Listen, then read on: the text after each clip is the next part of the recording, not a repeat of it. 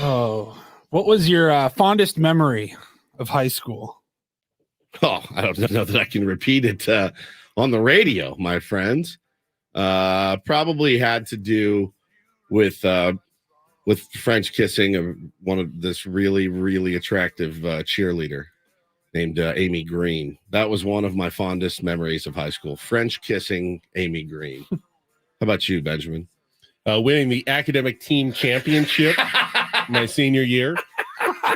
National title. It was actually on television, which was really cool. Very cool. Yeah. Very cool. We ended up actually on the front page of the Union Tribune. Also very cool. Me and my teammates, which was fun to see my picture on the front page of the paper. That's awesome. Day. Yeah.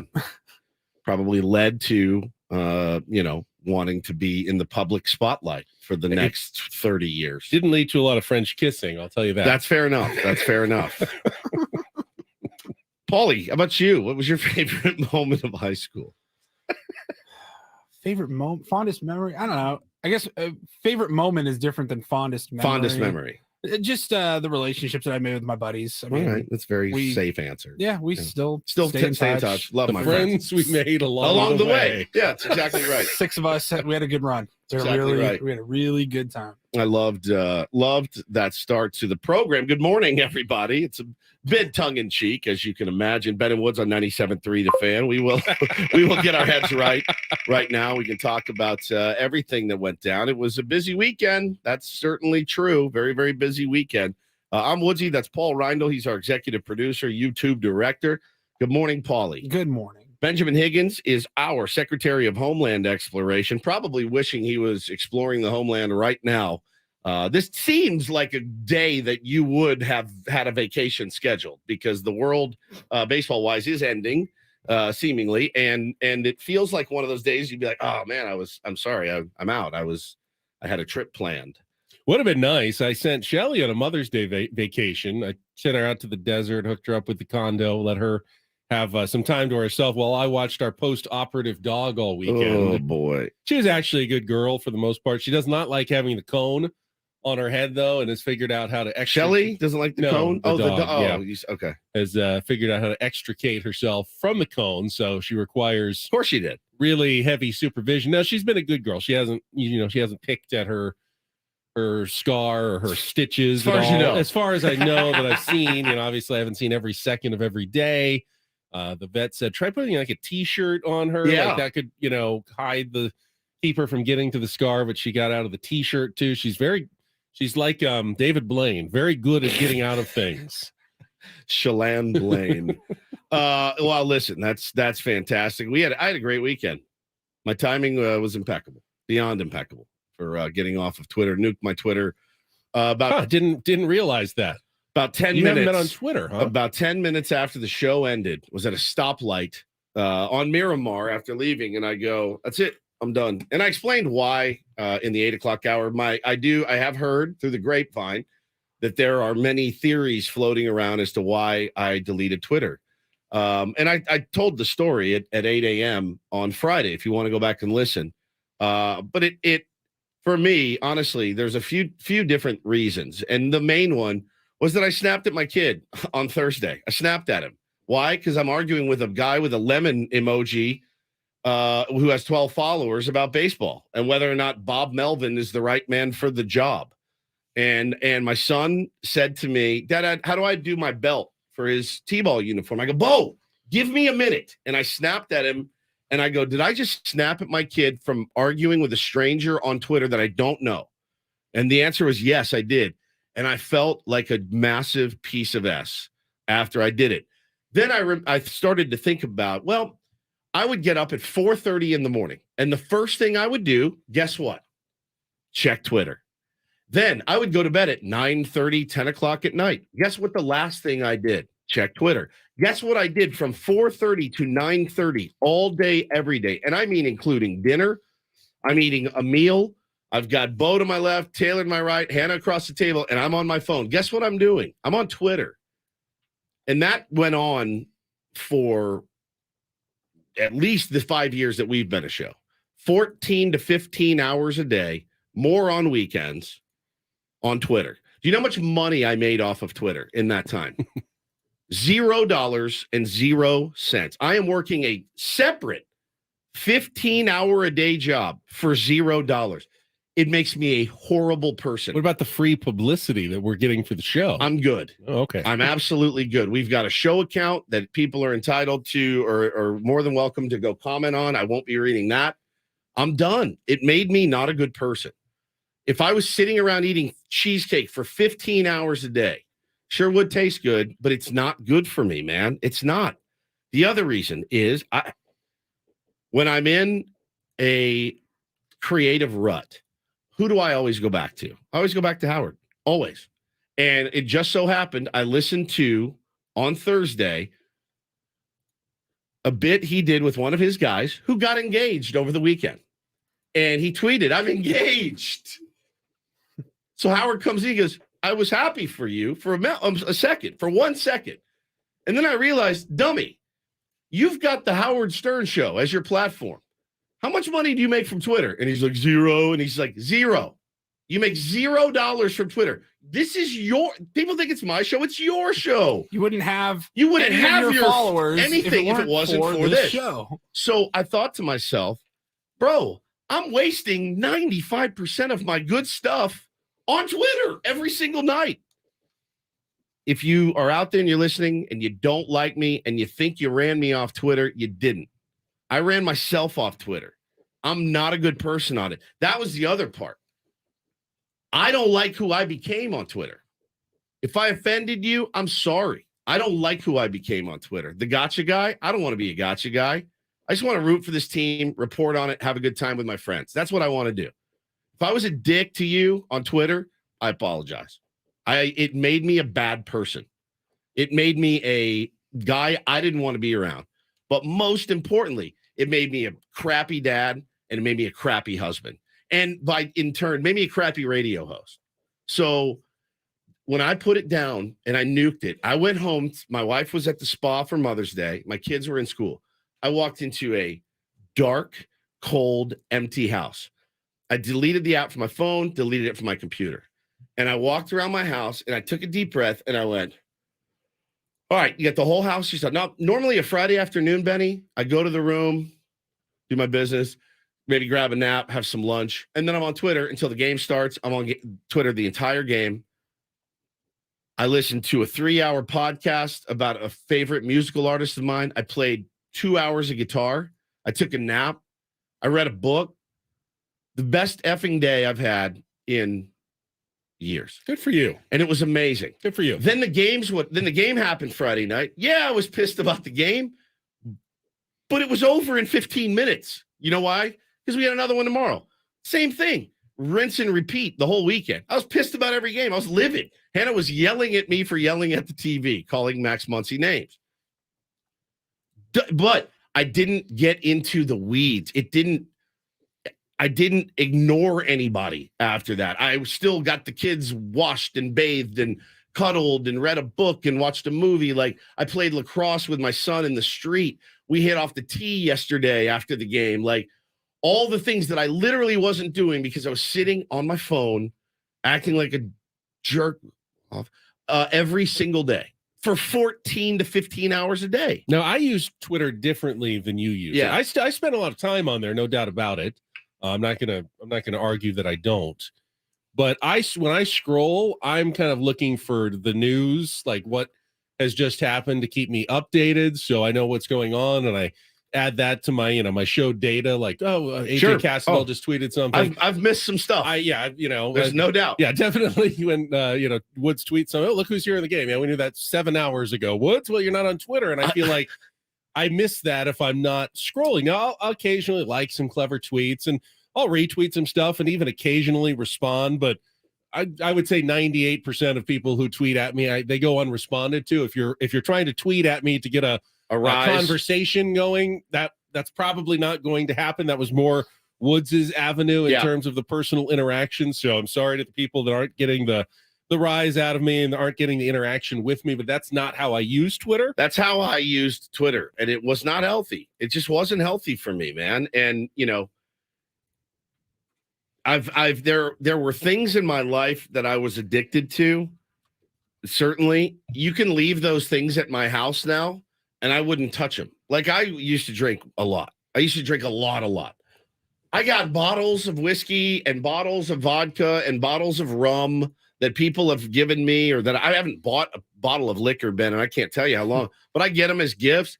They sit in the drawer. Why? Because it's not good for me. Every now and then, I'll let myself, like this coming Saturday night, I'm going to see The Cure with our buddy Corey. I'm going to rage. I'm going to have the best time of my life. It's one of my favorite bands, probably the last time I'll ever see them. I'm going nuts on Saturday, right? But it's not something that I do all the time. I have willpower in all those other areas. This is not something I had any willpower. None. I was a constant need for attention, constant need for validation. Our buddy Mike wrote me last night. He goes, I don't get it, man. Why'd you bang Twitter and you kept Instagram? And I said, it's really easy. When I die, when I'm dead and I'm off this planet, my kids can go back through my Instagram like it's a scrapbook. All these memories that we've created. If you go look at my Twitter, not a lot of baseball takes on there. It's my family, or my Instagram. It's my family. That's what my Instagram is. Some couple funny memes, but it's my family, because when I'm dead and gone, Bo can sit down, Taylor can sit down and go, okay, this is the day I was born. What did my dad say? What song did he put on here? That, to me, is rad. I would love to have that. All we have in my house are old picture books, going through the pictures and like, yeah, I remember this time we went to Disneyland in 1985. This is a digital scrapbook that I'm essentially curating for my children. So that's why I kept that on there. As far as Twitter goes, man, it was robbing me of my day and robbing me of being a dad and a good dad. And that's something I take very seriously. So, hey, if you want to beat your chest and think that you ran me off, okay, fine. I'm not a good person on there, and I want to be a better guy, and I want to be a better friend and everything else. So I don't need it. I'm going to do this job without it. I think that was incredibly well said. In fact, that's the kind of radio segment that I feel people around the country should be writing about this morning. Like, here's what, look at this. Listen to what this San Diego radio host said about Twitter and being on social media, and what can we all learn from what he discovered this past weekend after he got off of Twitter. It's just like, and again, it's not that I don't get mad and passionate. I'm still so passionate about this team, and I love this team, and it's breaking my heart to watch them. And I lost my cool. Did I lose my cool this weekend? Don't picture me as like sitting shirtless, Mr. Zen Master. Now I'm not. I'm still like calling Max Muncy every name in the book yesterday. Like, I'm still screaming at the television. My wife scolded me no less than 20 times this weekend for foul language around the kids while I'm watching the game. I'll work on it. I'm working on it. But even Bo goes, Mom, it's the Dodgers. Just like even Bo gets it. So I'm still so passionate about it, and I'm still so passionate about this job. I hope you guys don't think, oh, Woods is out off of Twitter. He's throwing in the towel. Twitter isn't. I realize I'm lucky. I've got a 4-hour platform where I can give my opinions, and I get paid to do it. I was giving it away for free on Twitter, 15 hours a day. It just didn't make any sense. You had a good show this morning. Want to hear more about your Mother's Day as well, and we'll have time for that coming up. Obviously, I think I blew it on Mother's Day. That's all right. That's all right. I think I've seen the passion I've seen, and obviously it's almost all negative and angry right now. I still love it. I love seeing it from Padres fans, even as mad as you are, as sad as you are right now. I love it too. I'm so glad that we have that. I want to talk more about that passion that we are seeing from Padres fans. And obviously we'll go back through 3 games this weekend, just gut punching games against the LA Dodgers. It's the worst case scenario this past week. It's the worst case scenario. The one thing that cannot happen to a fan base, the one thing that can kill a fan base is apathy. That's the only thing that can kill this fan base. Your passion, it does not go unnoticed by the players, by us who cover the team. Apathy is the only thing. And there are fans in this city that have been apathetic about this team for many, many years, and for good reason. That doesn't exist anymore. Now the players have to figure out how to translate it onto the field. The fan base is still here. The fan base is still here in droves. It's a grand old Monday. We will talk again with Jake this week from Cespedes Family Barbecue at 8:30 this morning. Jordan's off. He'll be back for the next couple of weeks. We got Jake again. That's absolutely fine. I always look forward to those segments on a Monday. And our own in-season Sammy was up with the enemy this weekend at Dodger Stadium doing all the pre- and post-game shows. We'll get his reaction coming up in our 9 o'clock hour. Until then, all of our regular segments, Take on Woods, Don't Do This, the Daily Ditty, a Ben choice and theme this week when we come back. And then we'll get into our Padres Wrap Up. Take some of your phone calls as well. We know you want to be heard this morning. That is absolutely fine. 833-288-0973. We're here for you every single morning, Monday to Friday, 6 to 10 a.m., talking Padres baseball here on San Diego's #1 sports station. Let's get our first check of traffic this morning with Kelly Danick, and then we'll be right back.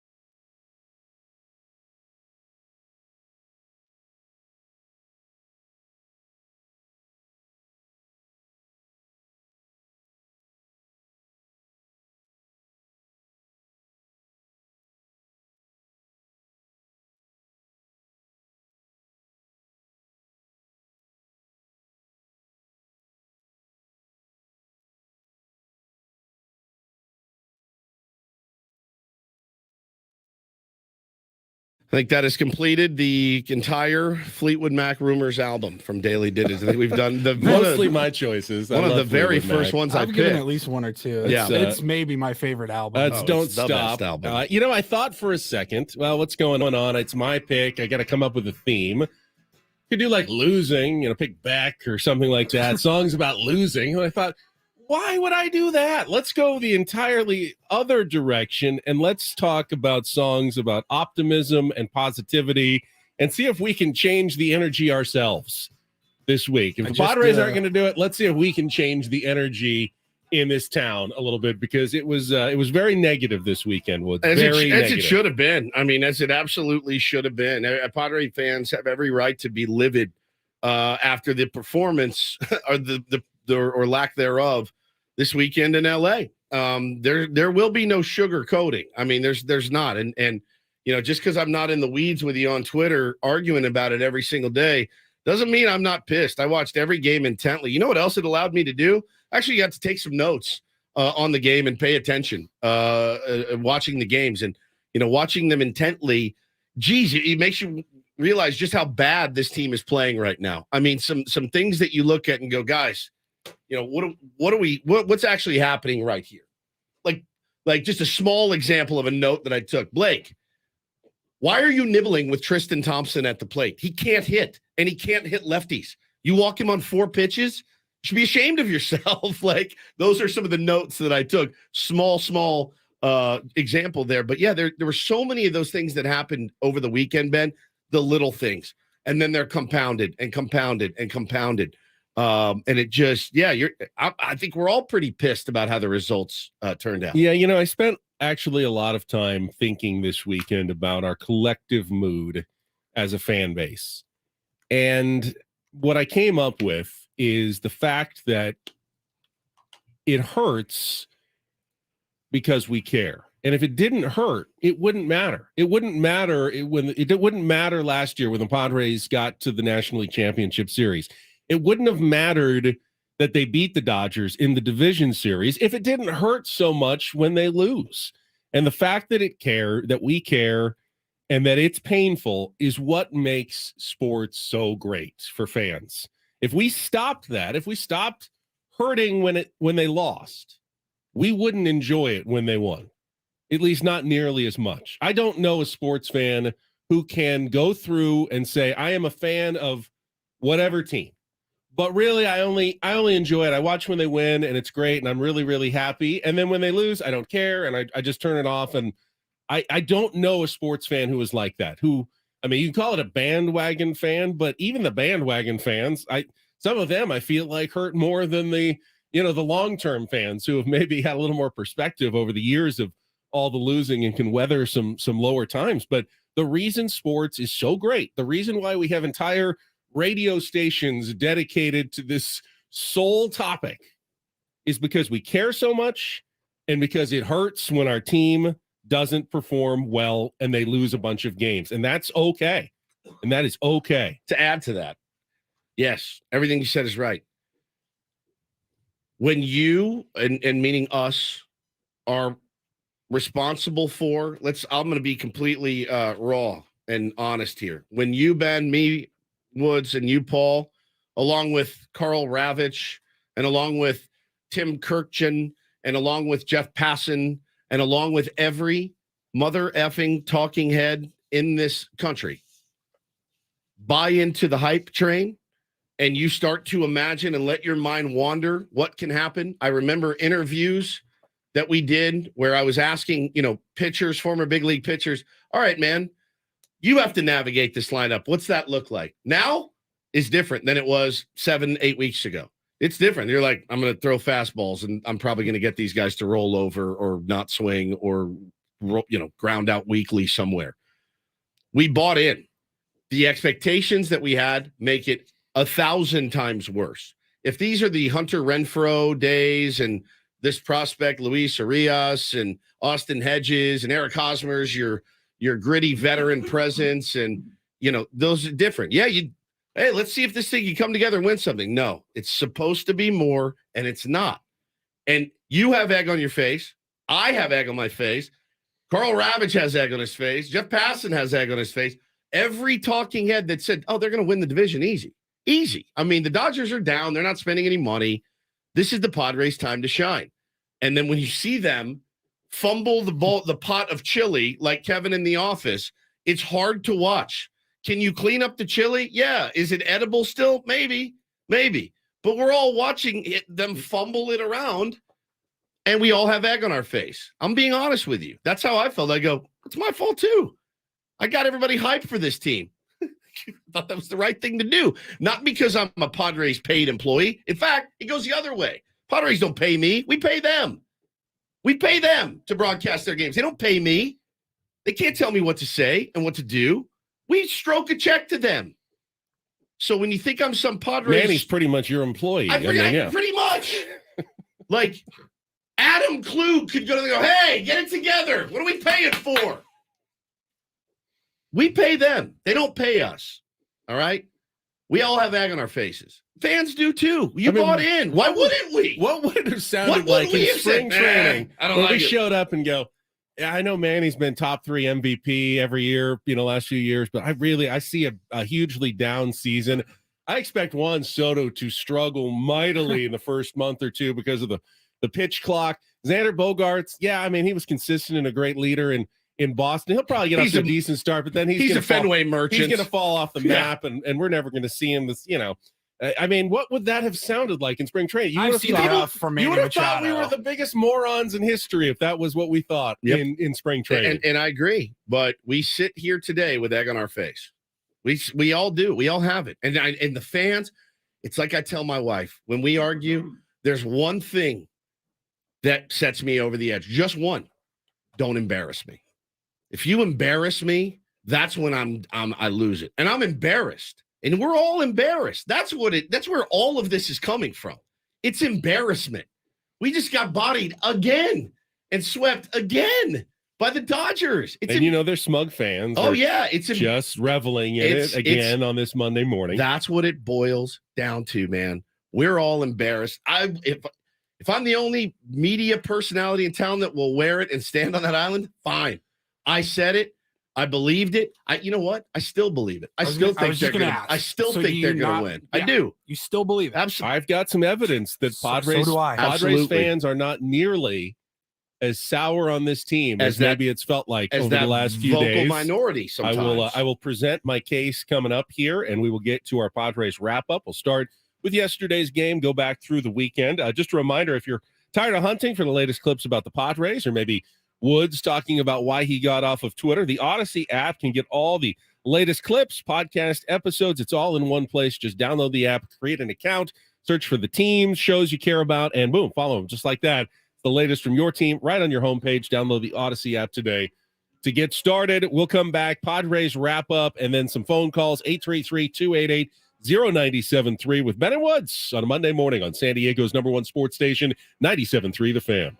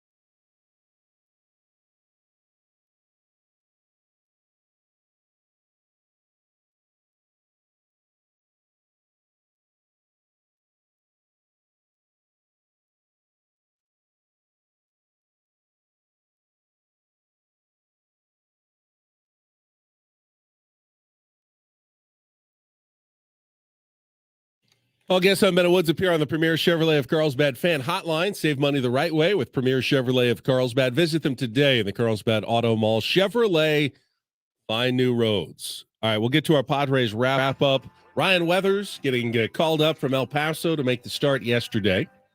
Not too bad again from Ryan Weathers. He's acquitted himself well in the big league so far, but again, no offense and especially no hitting with runners in scoring position. The letters RISP are giving me post-traumatic stress disorder right now. It's an epidemic. I mean, at this point, it is an epidemic. It's a broken record. We have done this show. We've done this show. They've had 21 losses. 21, is that right? 18 and 21 or 19 and 22? 19 and 20. What's the damn record of this team, for the love of God? 19 and 22, I believe. Confirm it for me. I will confirm. 19 and 22.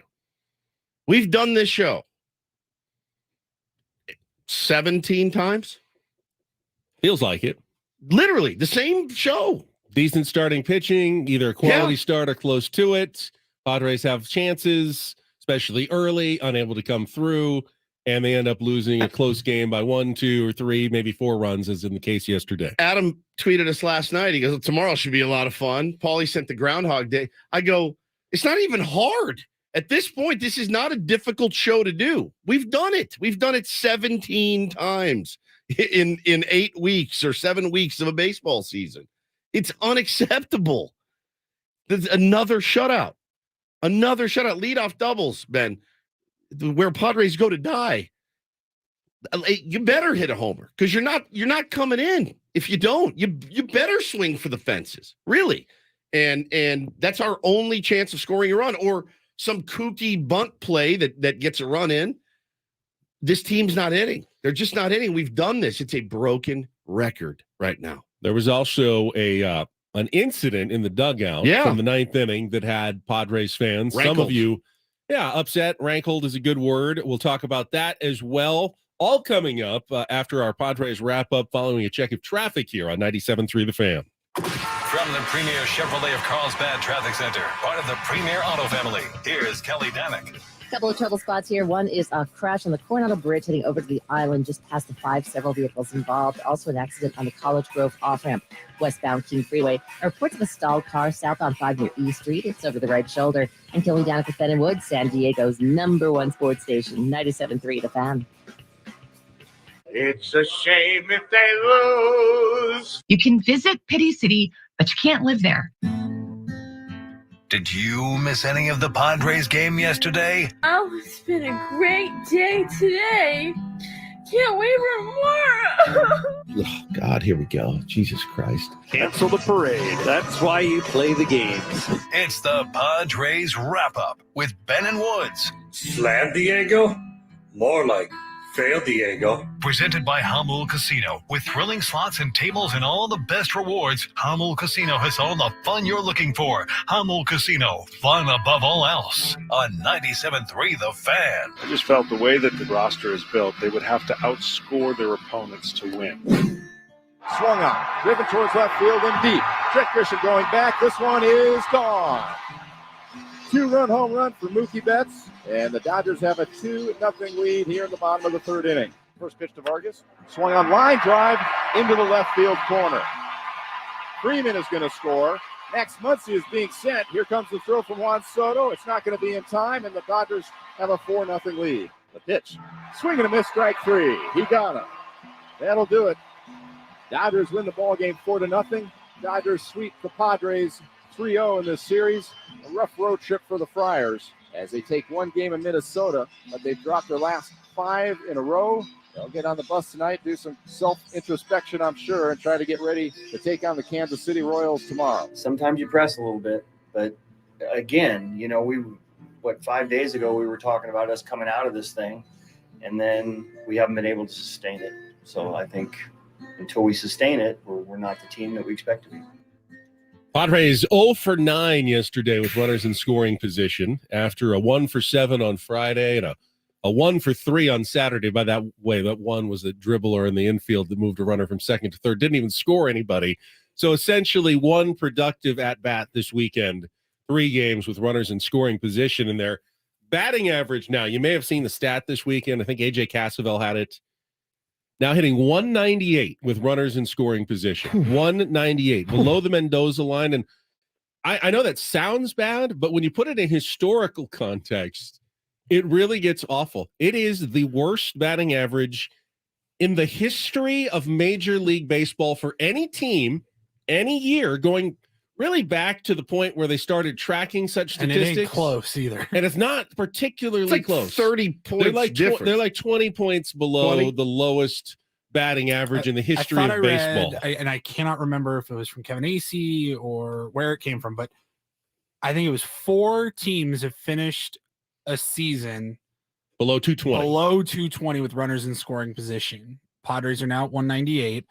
Of those 4 teams, only like one, they were just under 220. Like one team finished below 217, right. I think. And that's in the history of Major League Baseball. Yeah, and it's, that's obviously a glaring stat. 20. Which I think that leads you to believe that you keep hearing regression to the mean, right? Right. Like eventually they have to get going in the other direction because at least average. Yeah, their overall offensive numbers, while certainly not good, they're kind of in the middle, the bottom of the middle third of baseball. I got them here. I got OPS. They're 20th in OPS. They're 697. Rays are at 857. 14th with 45 home runs. So the long ball's right there squarely in the middle of the pack. 25th with 154 RBIs. The A's have 153. So we are one better than the A's as far as driving in runs. Rays have a 508 slugging percentage. The Padres are 20th out of 30 at 386. It leads you to a pretty dramatic conclusion. Either you believe that this is some incredibly, incredibly horrible bad luck and execution mixed together, or you think that this team, comprised of Fernando Tatis Jr., Xander Bogaerts, Juan Soto, Manny Machado, Jake Cronenworth, and on and on and on, are the worst baseball team of all time. There's not much middle ground. There's really Nelly Cruz, Matt Carpenter. They're the worst baseball team that's ever been assembled in Major League Baseball. That's not super dramatic to say, and it's not a super reach to say.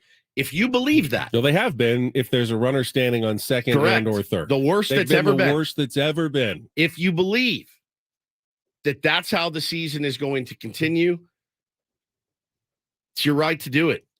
I don't think it will continue that way. It like by the law of averages and science says it cannot continue that way. I don't know the answer. If I knew the answer, my God, I would not be sitting with you two rubes right now. I would be down at the ballpark working on swing plane or whatever the hell it is that doesn't allow, or mental acuity that doesn't allow this, that makes this teams get the tightest butthole of all time when there's a runner on second base or even a runner on third base less than 2 outs. They're not even manufacturing those runs, Ben. That's the thing. The single with a runner in scoring position, yeah, I'd love it. It'd be great. Get the runner in from third with less than 2 outs. That's the one that is just killing me. Which I think leads us to a topic that got a lot of people upset this weekend. I'm one of them, by the way. That was a video, a quick shot of the Padres dugout in the 9th inning, down 4-0. I believe Jake Cronenworth was at the plate. Jake was behind them, I do believe. I thought he was batting because Xander Bogaerts was out at second, and there was 1 out because I can see the count. It's 3-2 with 1 out, and Xander is at second. So Jake, I'm pretty sure, is at the plate. He's about to ground out and make second out, but he is at the plate, I believe, when this video was recorded, and it's Fernando Tatis Jr. and Juan Soto, Manny Machado, a couple of others, Rougned Odor. They're kind of talking under their breath. Fernando's kind of laughing. The other guys are smiling a little bit at something funny that happened.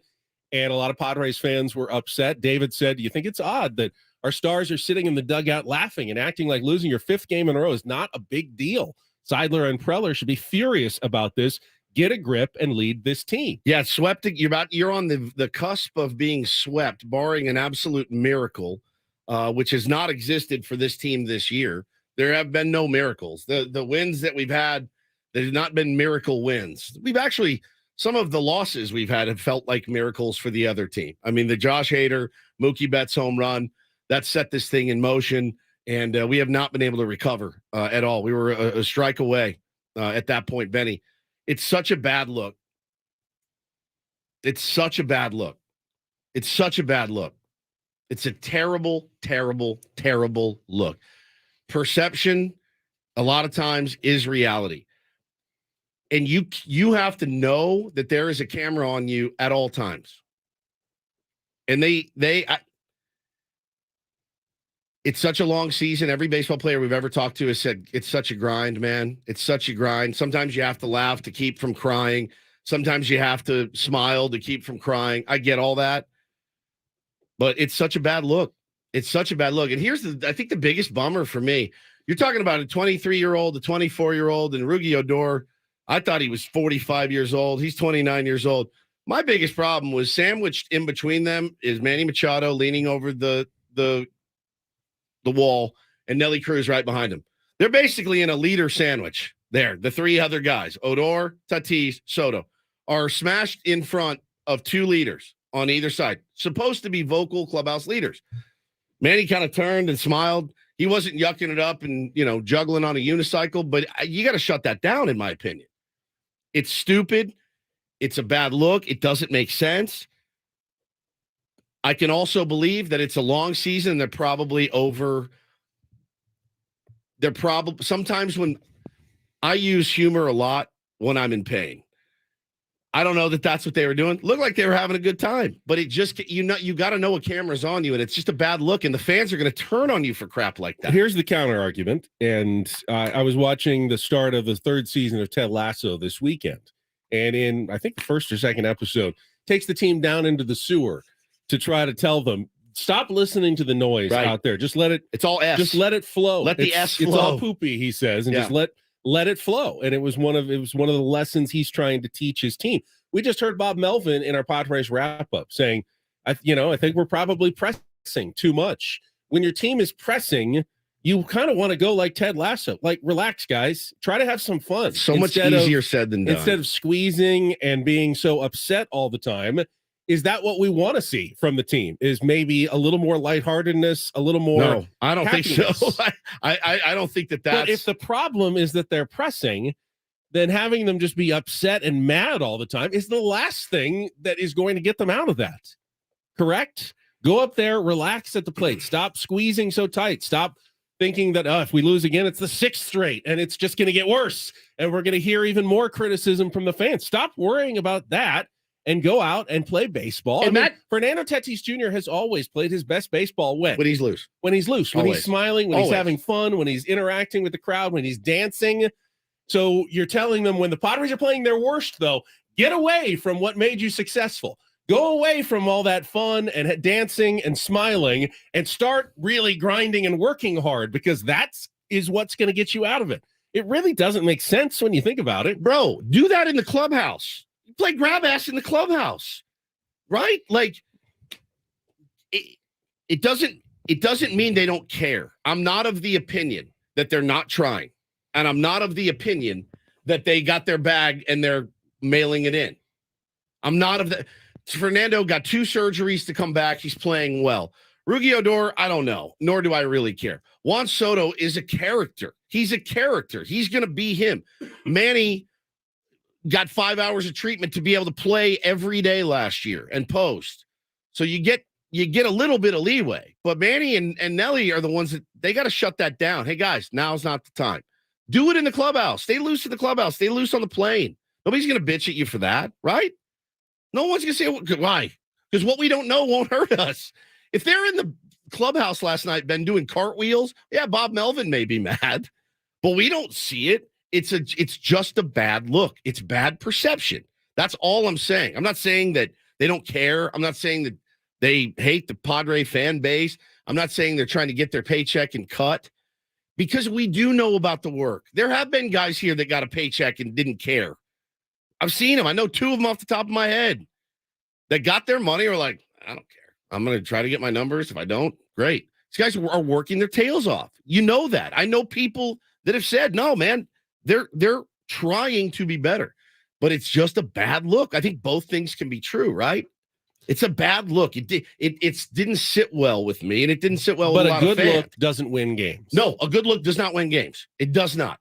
And a bad look doesn't lose games. Correct. Their game was already lost. One thing has nothing to do with another. If you are in charge of PR for the Padres, then yeah, that's probably not something you love to see. If you're Bob Melvin and you're in charge of winning games for the Padres, it might be something you actually do want to see. I disagree. Because that's what you feel like your club is struggling with right now, is staying loose and having fun with the game. So 2 different topics in my mind. I don't know. I mean, it's just not the right time for it. It's just not the right time for it, in my opinion. That's just my opinion. It's weird. I'm right in the middle. It's like it's hard because you're like it's like I don't ever want to see Tatis not smiling. Correct. That means he's not being himself. Correct. He's a big one. Like he's kind of a big one. But I can't say anyone's wrong for being upset. And he was the one who was the most smiley of everyone in that video. Let's raise our hand if we've seen, in the collective you out there listening, have we ever seen Tatis mope and sulk? Yeah. Yes, we have. I didn't like it. Hands are shooting up across San Diego right now. We've all seen it. I never want to see it again. So that's part of it, certainly. But when the camera goes to you and you're they also don't know the camera's on. Oh, well, I get it, but you have to be aware. I have a camera on me right now. You don't see my finger up my nose.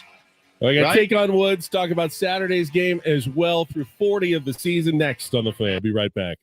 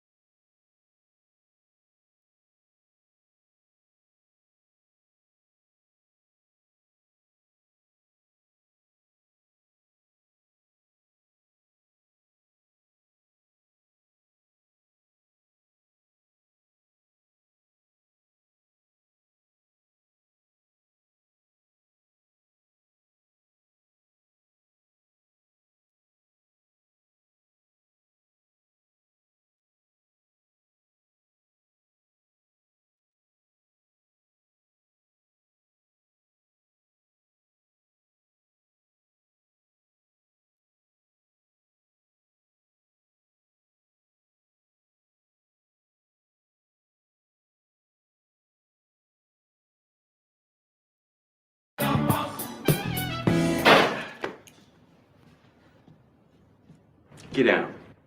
Is losing fun? Is losing fun? No. No. What are you having fun for? The best.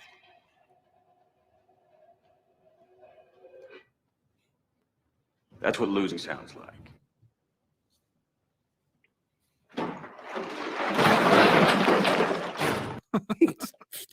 Absolutely fair enough. It's a very good movie. It is a movie. It's not. It is real life. I mean, based on a real story. Well, listen, you've seen. There's a great real life example that we get to watch almost every day in Major League Baseball going on right now. St. Louis is a really good example of what good can happen when you air out your players publicly and you have your GM questioning trades publicly and your manager screaming at people publicly. You can be 10 games below 500. That's what you're seeing right now in St. Louis. Playing a little better last few days. Yeah. A little bit. Yeah. But, definitely up against it certainly. But that's the flip side to that coin is that those managers exist in baseball today. They really, really do. I don't know, man. It's hard. I do believe that I know that when I saw that yesterday, I went, that's unacceptable. That's piss poor. You can't have it. And it just can't happen. Behind closed doors, completely. I feel the same way, by the way. I feel the exact same way.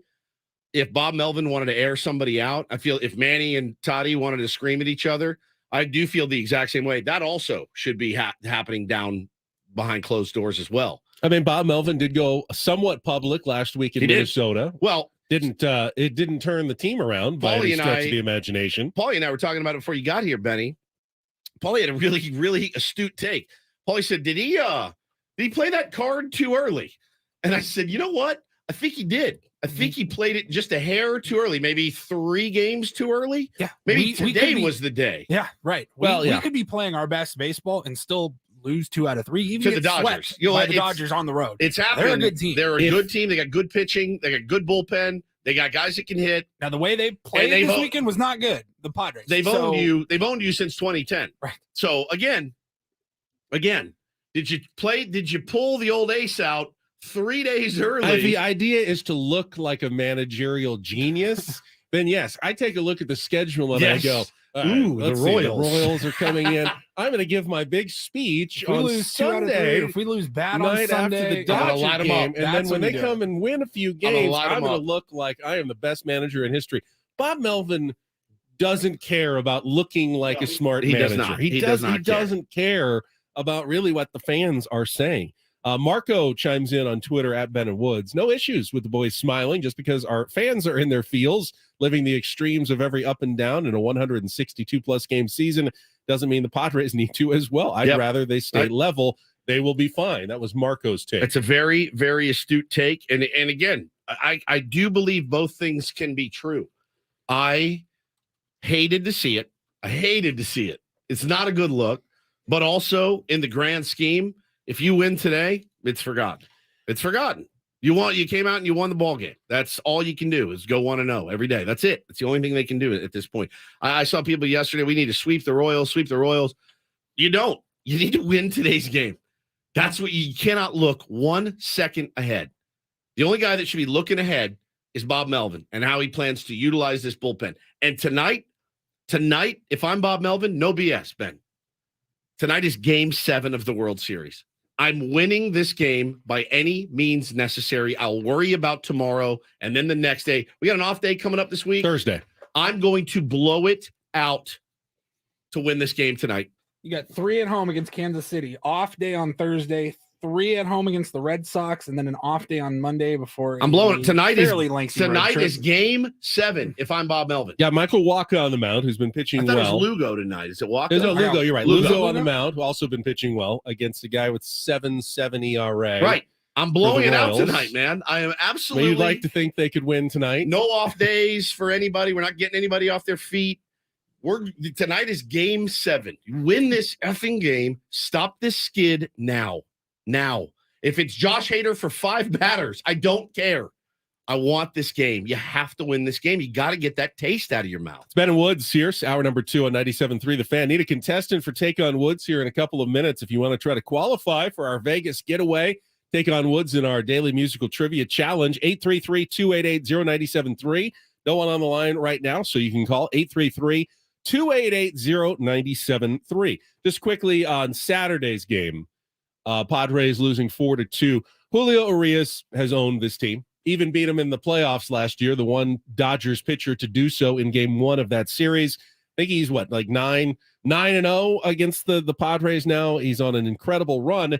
Yet they could have won that game as well. They got a couple of early home runs by Juan Soto and Ha-Seong Kim.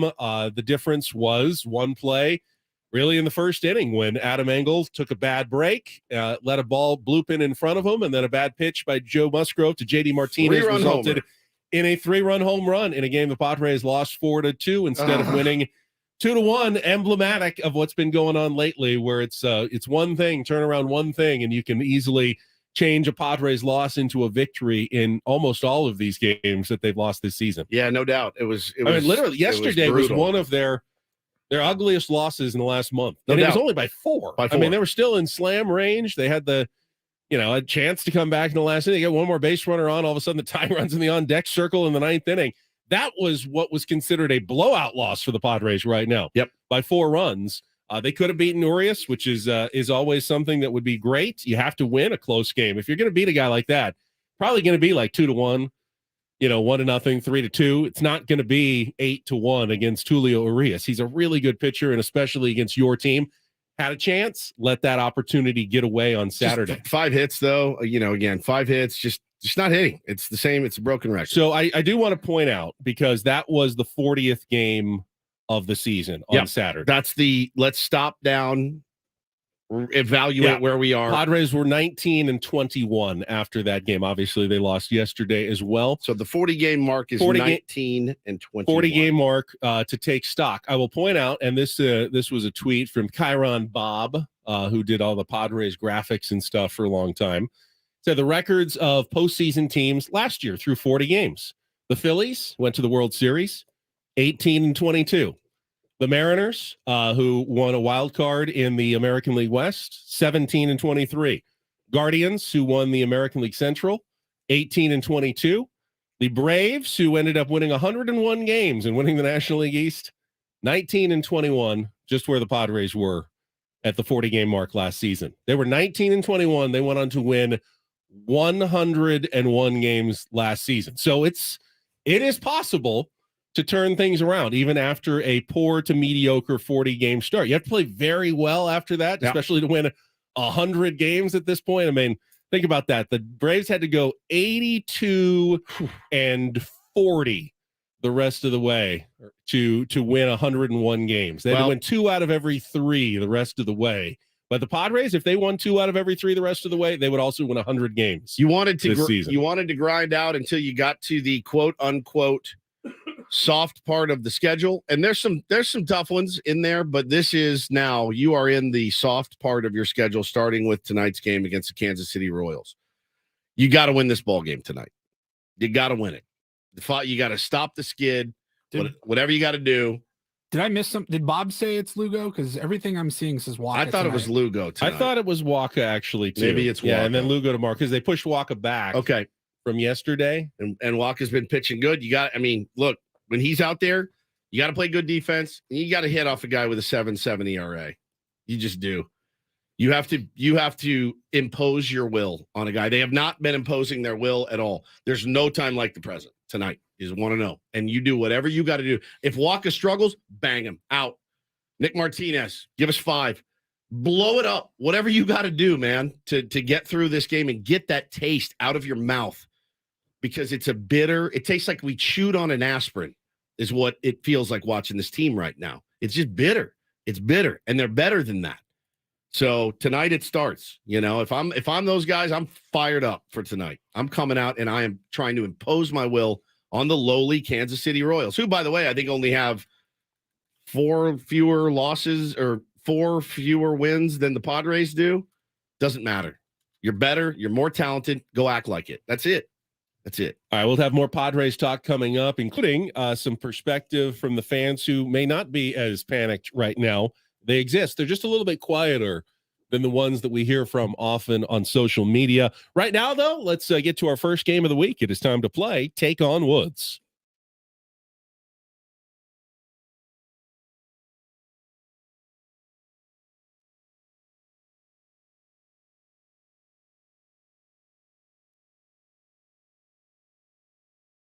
All right, we got Jose is our first contestant this week on Take on Woods. Good morning, Jose.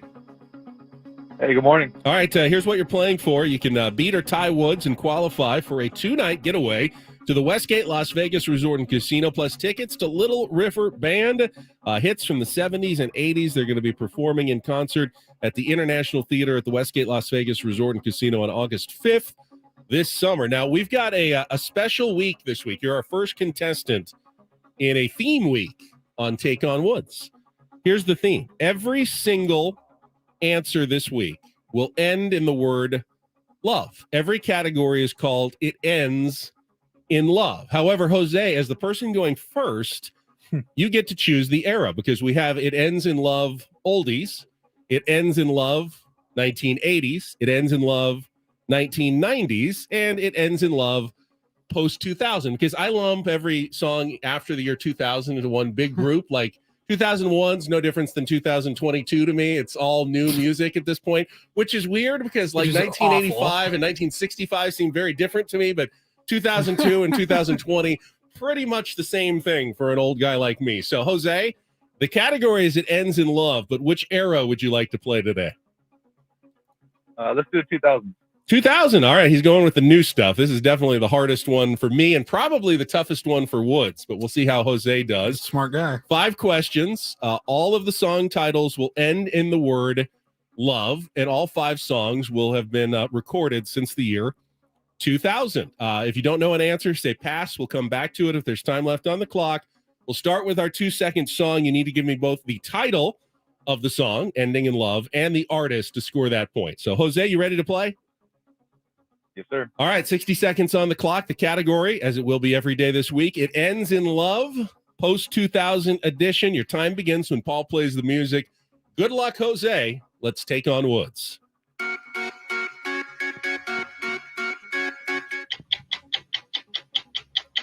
I know it's Rihanna, but I don't know the fun fact. All right, hold on. An early Maroon 5 hit, which Adam Levine breakup song, includes lyrics like, she said goodbye too many times before.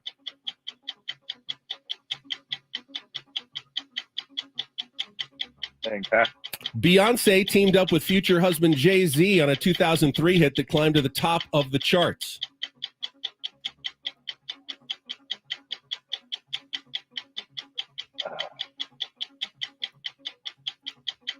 Fast. All right, Lady Gaga returned to her dance pop roots with which 2020 hit from her Chromatica album?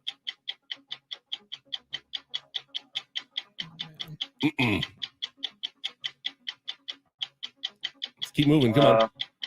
10 seconds. Which song did U2 release in 2013 as a tribute to South African leader Nelson Mandela? Not tough for him as well. I don't know. I mean, I assume Woods is going to get one of these. Let me give you the answers before we go on. It was Rihanna. You get a half point there. It was We Found Love by Rihanna. This Love by Maroon 5. Crazy in Love, Beyonce and Jay-Z. Stupid Love, Lady Gaga. And Ordinary Love by U2. So, no, that's the category. That was I think that's the toughest one of the week. That's my personal feeling. We'll see how Woods does. Now, he doesn't get the category, so we'll see how he does with the same 5 questions, the same 60 seconds. Reset our 2-second song. Woods, your time begins when Paul plays the music. Good luck. Let's take on Jose. Pass. An early Maroon 5 hit, which Adam Levine breakup song, includes lyrics like, she said goodbye too many times before. She said goodbye too many times. Pass. Beyonce teamed up with future husband Jay-Z on which 2003 hit that climbed to the top of the charts? Bonnie and Clyde. Incorrect. Lady Gaga returned to her dance pop roots with which 2020 hit from her Chromatica album?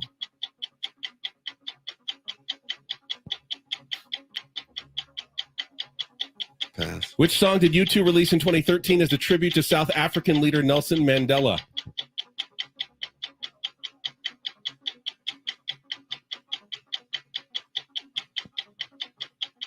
Oh my god.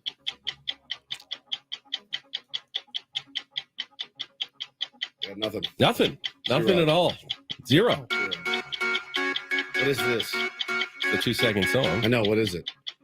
I don't know. I'm out. Time is up. I don't know All none my of these. God. We have a history. That is first. Is that 0-0? Yeah, it was a 0-0 game. 0-0 tie. That's that. You know what, Jose? Stay on the line.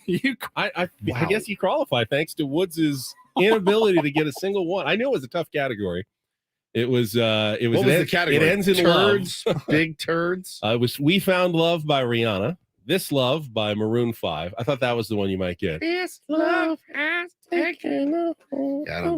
"Crazy in Love" by Beyonce and I Jay-Z. like that song too. "Stupid Love" by Lady Gaga, and "Ordinary Love" by U2 about Nelson Mandela. All of those songs coming from the year 2000 and on as well. That was amazing. awful. It's never happened in the history of Take excruciating. on Woods. I guess I got to make the questions a little bit easier now going forward. You I've know, gotten too tough. That pop music is really my sweet spot. It's like the Tournament of Champions in Jeopardy when the questions get really tough, like they've been doing with Ken Jennings. I just took an offer, and I'm not laughing. Oh, you're not? I'm not happy about it. This is what losing sounds like. This is what losing. Paul, what does losing sound like, this everybody? Is what losing sounds like right here. He does this all the time. Let him know. Get down. Is losing fun? Is losing fun? No, it's not. What are you having fun for? I'm not having fun. I'm actually pissed.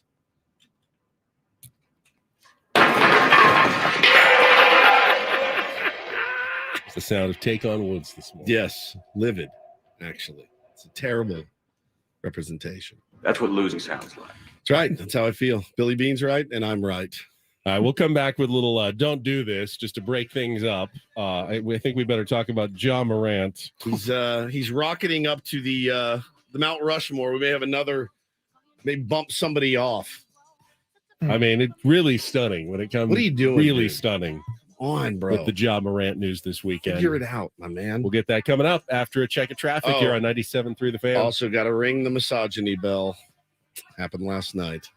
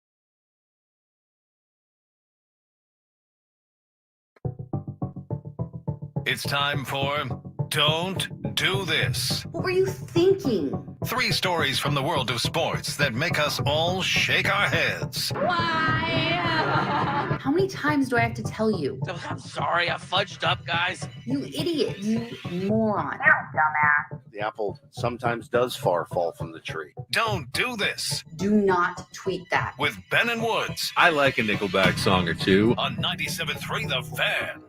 Well, guess I'm Ben Woods, appear on the Premier Chevrolet of Carlsbad fan hotline. Save money the right way with Premier Chevrolet of Carlsbad. Visit them today in the Carlsbad Auto Mall. Chevrolet Fine New Road. Cespedes Family Barbecue Monday.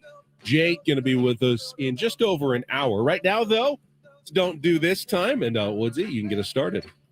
I don't know if you guys were watching Sunday Night Baseball last night. I had it on. I had it on. I didn't have the sound up very much. I was working. Yeah, I mean, Mother's Day. A lot of special moments. We're actually going to play a really sweet and special moment in Do This.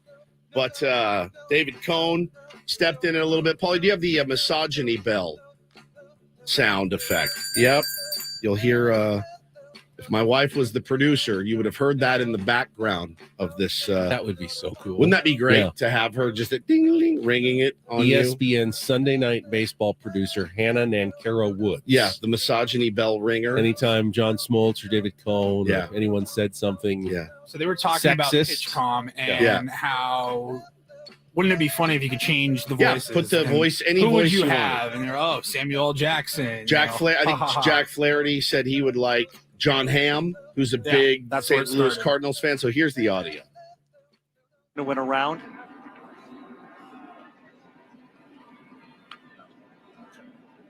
With a woman's voice in there, would that would be sort of, I think this is a good pitch, maybe, you know? Uh-oh. on Mother's Day? Yes. Oh, no.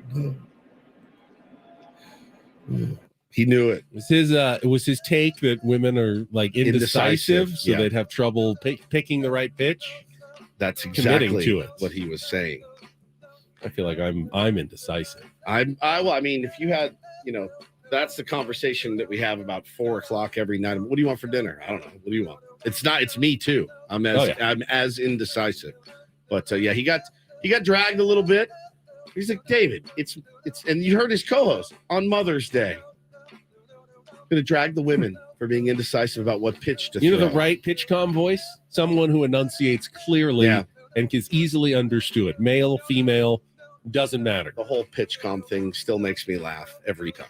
It kills me. You know what didn't make Don't Do This? There was a PitchCom, basically a what we all college feared. JUCO team. What we all feared would happen. Basically PitchCom devices in their players' helmets, their batters, and then had someone signaling the catcher's signals. And they got caught because the volume was too loud. Too high. When it was out in the base paths. And the guy said, why am I hearing what our pitches are out of your helmets? Why am I hearing fastball while you're running the bases? Isn't that amazing? Yeah. And the coach had to resign. That wasn't my Don't Do This story. Mine goes to the one and only Ja Morant, all-star guard for the Memphis Grizzlies. You might remember it was, I don't know, 5-6 years ago. No, it was 2 months ago. Right. That he was suspended for 8 games, I believe, by the NBA. After a video showed him brandishing a gun, holding it around at a nightclub in Denver while he was intoxicated. This was 2 months ago today. Right. 2 months ago today. Happy anniversary. Yeah, happy anniversary. So when another video on Saturday night showing the star guard holding a gun began circulating on social media, you can imagine the reaction was very swift. The Memphis Grizzlies suspended Ja Morant yesterday pending an investigation. And I know there's been some blowback, from people who go, hey, it's the off season. Hey, it's not illegal to have a gun.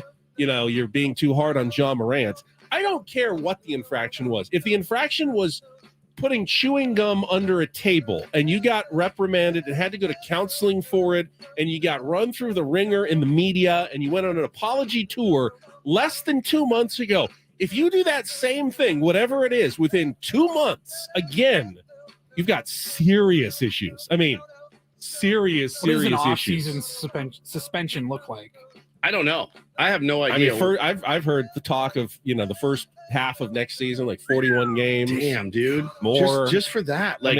It's just such a dumb What mistake. gets the message across Right. at some point? But he said back in March, 2 months ago, it's not who I am. I don't condone it or any type of violence. I take full responsibility for my actions. I made a bad mistake. I can see the image I painted over myself with my recent mistakes. But in the future, I'm going to show everybody who Ja really is, what I'm about, and change this narrative that everybody got. He basically said, too, to the commissioner, I didn't know what I had to lose, and now I do. Well, this is 2 months later, and he's waving a gun around on Instagram. And it's, again, we talked earlier about terrible looks. You have the right to own a gun, but it also, the NBA has a right to say that's not something we want to see from our players. If John Morant's at a shooting range, shooting targets, no on problem. social media, fine, no problem. Fine, have a ball. Like if he steps in, if there's like an armed robbery taking place, and he saves people Yes. with his gun, no problem. Fine, it's fine. When you're just waving it around as part of a clout chasing social media video, that's a big problem. And this is, I mean, there were other things as well. There was the high school prospect who's suing him after getting beaten up by him and his friend allegedly at a pickup game. There was his crew that confronted members of the Pacers traveling party. I mean, it's getting edgy. There was the laser pointer from an SUV in which he was riding, like a Target site incident. I mean, it's just on and on and on. Life is getting edgy for John Morant, and you don't want to live an edgy life. If you are one of the best players in the NBA and your team needs you desperately, and your career, man, is hanging on the precipice right now, and you keep doing dumb stuff, and we're pulling for you, man, but you got to get your head out of your rear end right now if you're John Morant. And then finally on Doo-Doo, this DD Mega Doo-Doo. Man, very, very sweet moment last night on Sunday Night Baseball. Not the David Cohn misogyny bell. Another sweet moment. They were talking to Lars Nootbaar about, his mom and what how she helped him get to where he is. And they had a little surprise for Looks like Lars. this is recorded before the game. Yeah. Because he's in the booth. Yeah. Lars Nootbaar's in the booth with Eduardo Perez. And while he's talking about his mom for the visual, she pops up on camera. Yep, little surprise. How important is she to who you are? Yeah, she's everything to me. There's my mom right there, man. She's everything. She's everything to me, really. She's my rock. She's my everything. She's my best friend. And is this live right now? This is live right now. Oh my gosh, you get me emotional, man. How's it going? How's it I'm going? good. How are you? I'm good. I don't know why I'm getting emotional right now, man. Thank you for the flower. Special Absolutely. delivery. Thanks for everything. Oh yeah. I love you, baby. I love you too. You can see the man. You guys are messing me up, man. That's my best friend. You guys are doing this to me, man. I know. He's a crier. He cries a lot. I only get emotional when I see her. That's. I love you, Mom. Oh, it just killed me yesterday. Very, very sweet moment. I like how he turned into a 16-year-old teenager whose mom's picking him up from school, though. He's like, how you doing? Good. Like he's trying to do everything he can to, oh my gosh, to suppress the tears. Hey, you be emotional, man. How's it going? Good. How's it going? How you doing? By the way, 3 hits, 2 doubles, 3 runs scored, hitting over 300. And, Cardinals won the game 9-1 to complete a sweep. Look at that. Cardinals of the Boston Red Sox. They're back. By the way, the Red Sox who are coming to Petco Park this week, the Royals also were swept this weekend by the Brewers. So the Padres getting a homestand against 2 teams that were both swept this weekend. Pressure's Padres, up. of course, Pressure's were also ratchet. swept this Ratcheted weekend. up. Someone's getting healthy this week at Petco Park. Is it the Padres or will it be the Royals and the Red Sox? It better not be the Royals and the Red Sox. Don't and do this for a Monday.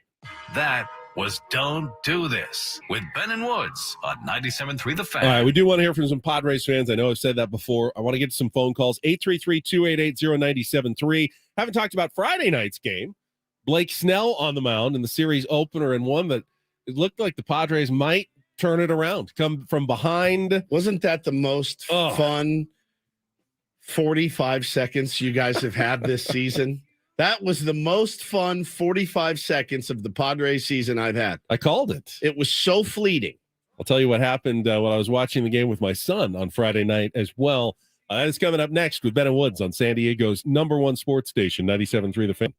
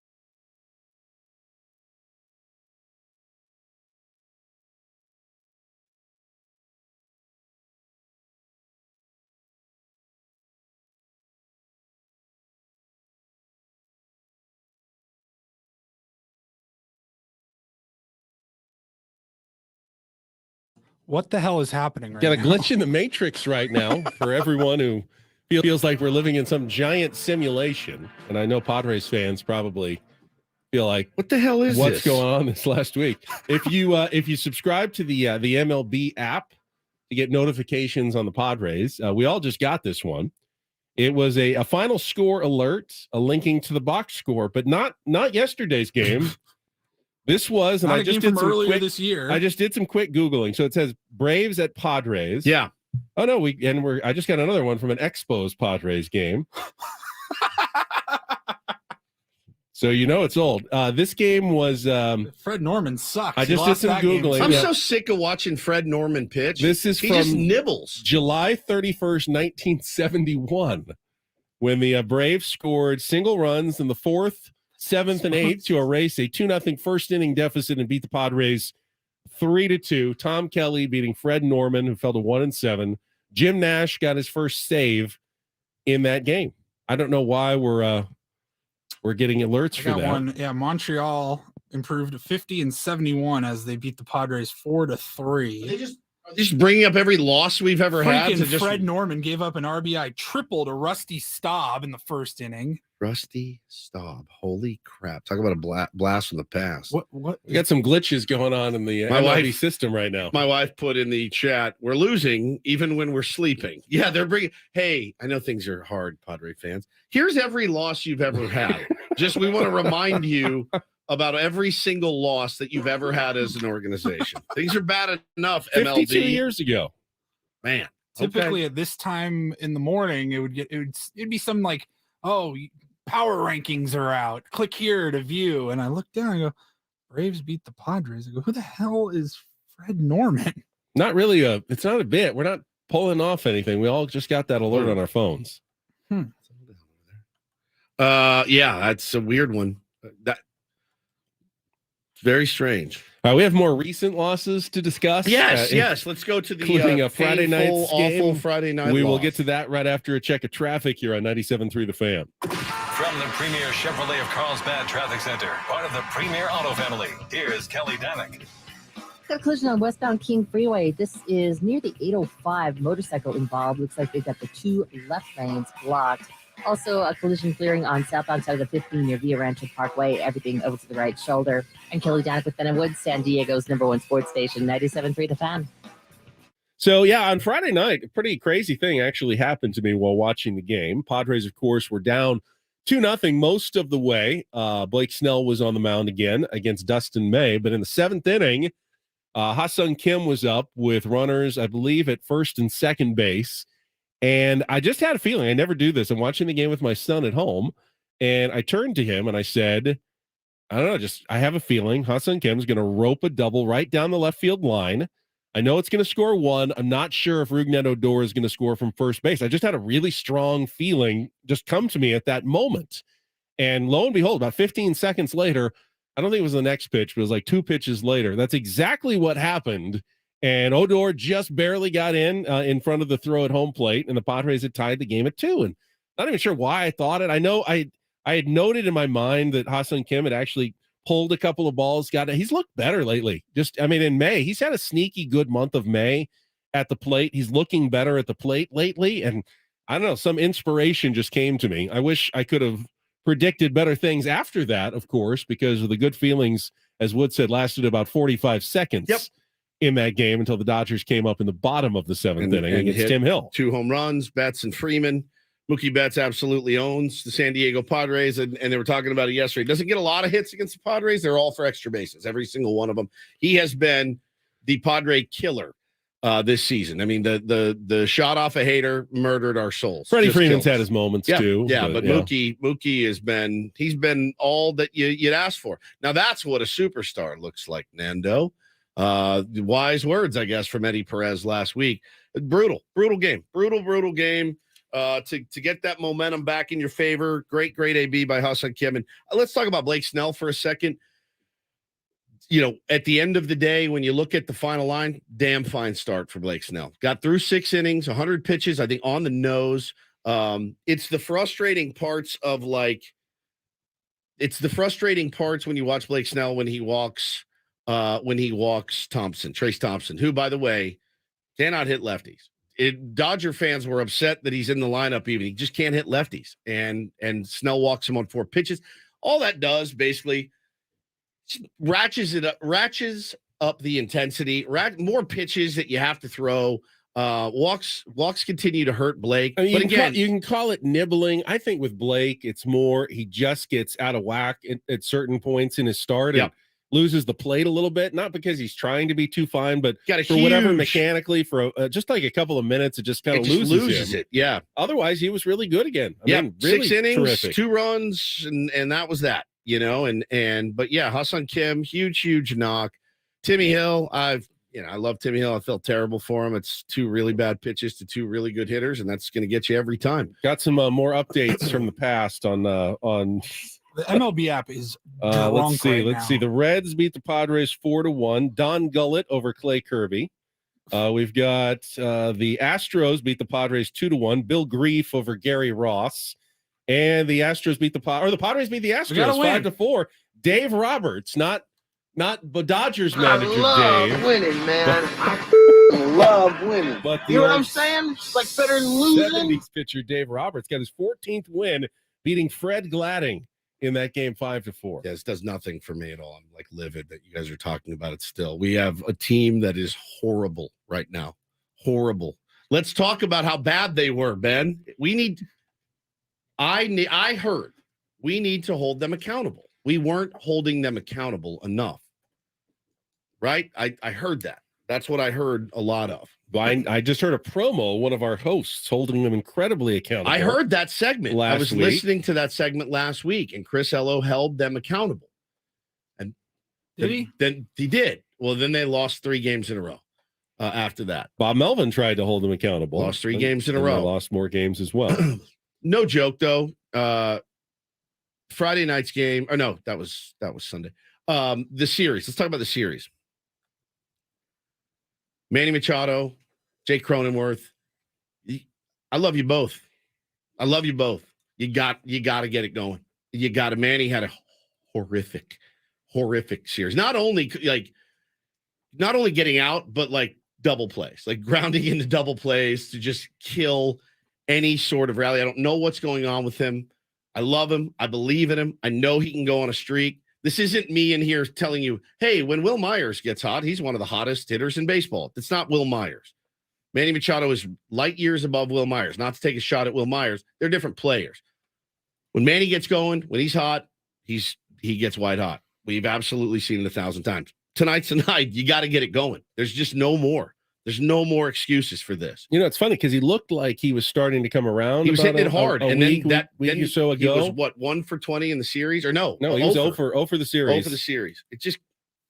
It's so frustrating. It's so frustrating. He's been especially bad this season when Fernando Tatis Jr. has been on base. Get on ahead base. Of him. Yep. It's really one of the main reasons why the Padres have been so bad with runners in scoring position is when Nando gets on, usually finds a way to get to second or third, whether it's just running the bases, stolen bases, or just advancing on grounders or double off the bat. He does a lot of that. I think I saw lately, Manny's like 2 for 19 or something when Fernando Tatis Jr. is on base ahead of him. I'm telling you, man, it's a tough watch. It is a tough watch right now. And we can talk about his comments after the game too. You know, I didn't really take exception to his comments.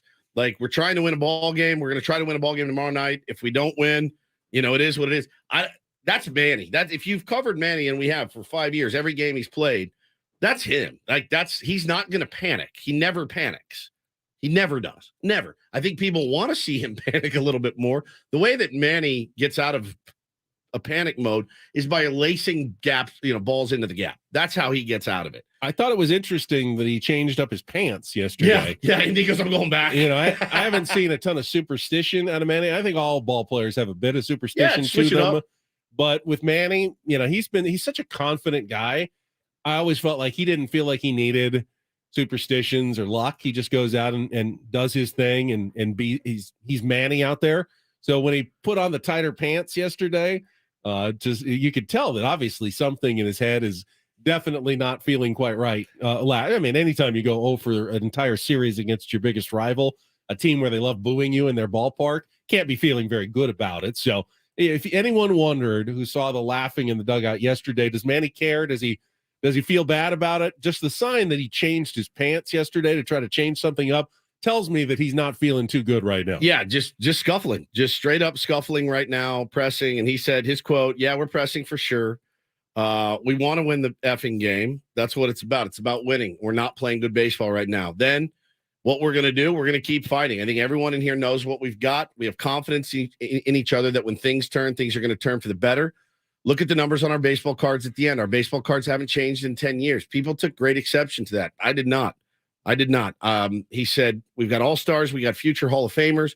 We know that you've just got to trust the process. I ask you, though, if the process is poor, do you trust that process? Now, I was talking to my pal Mike about this last night, and he didn't like that quote. And I said, buddy, baseball is one of those games where you do what got you there. Yeah, like you do what netted you a $300 million contract, right? That makes sense to me, right?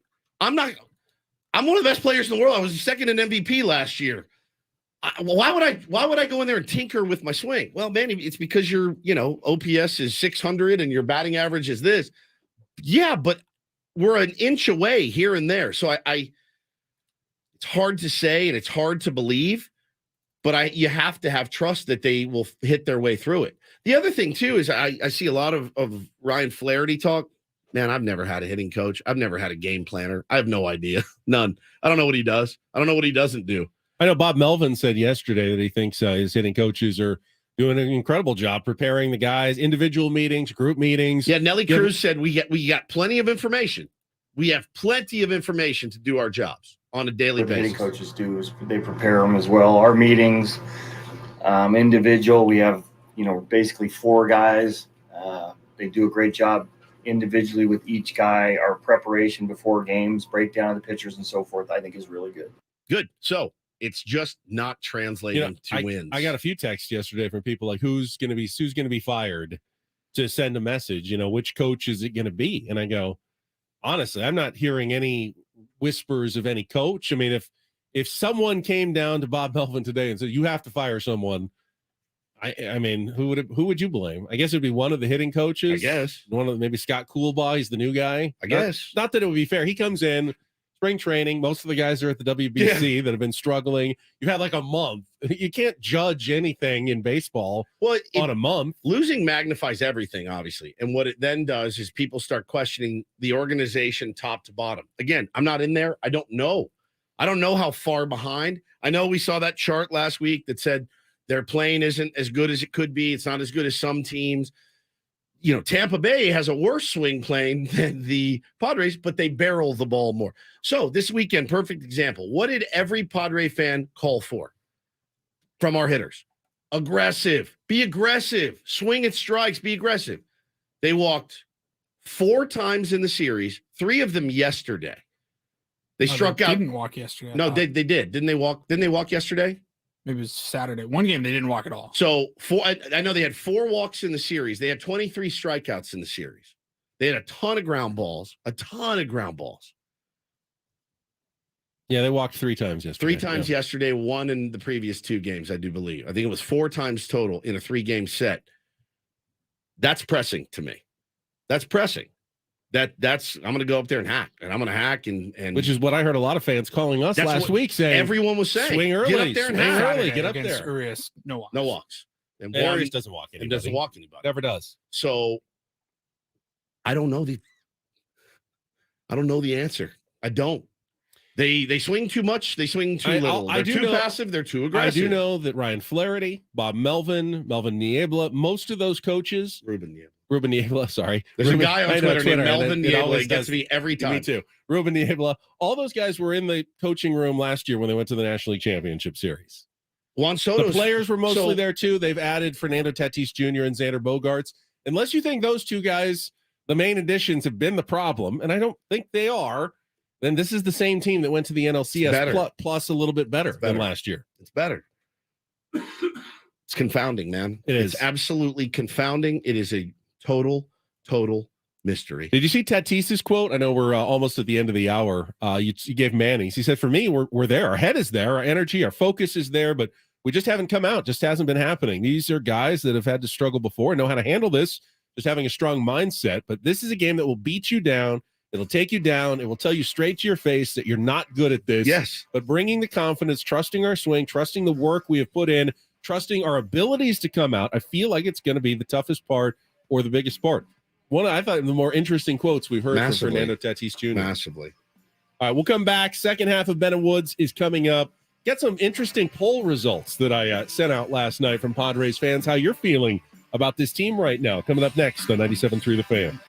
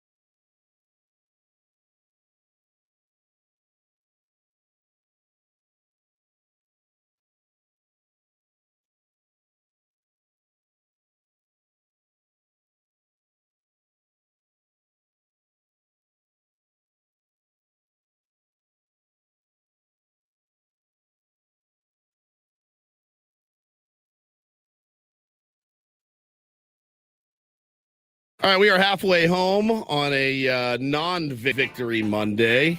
Very manic Monday, if you will, here on Ben and Woods. I'm Woodsy. That's Paul Reindl, executive producer. Benjamin Higgins, your friendly neighborhood sports anchor here as well.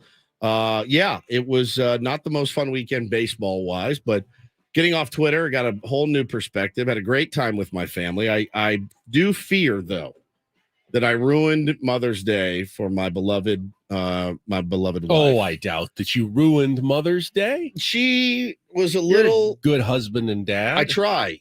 She was a little. Here's what happens when you celebrate Mother's Day for 3 days. The last day loses a little. I kind of blew it all out on Friday, and then by the time it got to Sunday, it had waned a little bit. Petered out. It petered out. It's exactly what it did. And so Friday, she had a spa day with her friends. It's great. She loves doing that. So she did that. Came home to a massive, I went nuts, massive bouquet of flowers, a card. We had dinner. It was great. We watched the game, and it was fabulous. And then Saturday, we had T-ball, which she loves. We had a great T-ball game. So much fun being out there. Then she had some work to do. She had a couple of showings, so I had the kids. And then we do her showings for her? I did not do her showings for her. Then we watched the game again. And then yesterday arrived, and we went to breakfast, and I had another card for Mother's Day. But after that, it was kind of like business as usual. Like she had laundry that she won't let me do the laundry. I have offered, I'll do my own laundry because it's 2 kids. It's a lot. How horrible for you. It says she won't let me do it. I have asked her, I'll do my own laundry. She goes, no. And I said, why? She goes, because you won't do it in the hours that I do it, the off-peak hours, because she does it at like 1 o'clock in the morning. So she had to fold laundry yesterday, again, of her own. It's not 1955 in my house. Get my laundry folded. Make me a scotch. It's not like that in my home. Make me a scotch. Fix me a scotch. Give me my slippers. Where's my newspaper? We don't roll that way. So she was folding laundry, and I could tell this isn't exactly what she envisioned for her be pampered on Mother's Day. So I also didn't offer to fold the laundry. I don't think that's probably strike one. My kids were terrors yesterday. I said, well, just go lay down in the other room. And I told her, I said, look, next year, just go on a trip. Just go do something, and I'll keep the kids if that's better for you. She wanted to be around the kids, though, on Mother's Day. But I feel like I should have probably... Double-edged sword. It's not Mother's Day without your kids. Right. Yet getting a break from them can sometimes be the nicest thing you can do. It's clutch. So I apologize. I blew it too early. Premature Friday and Saturday. And yesterday on the actual day, it left maybe a little to be desired. Honestly, in a fictional universe, that sounds like a dream Mother's Day weekend. Like your dad/husband of the year for providing all of that for your wife. I mean, I thought it was all right. I just didn't feel like she had the day that she wanted to do. And also the Padres playing like ass did not help in the slightest. No one was really in a good mood, her included. I mean, she loves this team too. And just she came in there after that loss, and she just looked at me and she said to me, I looked at her and I go, I don't know how to handle this tomorrow. I really don't.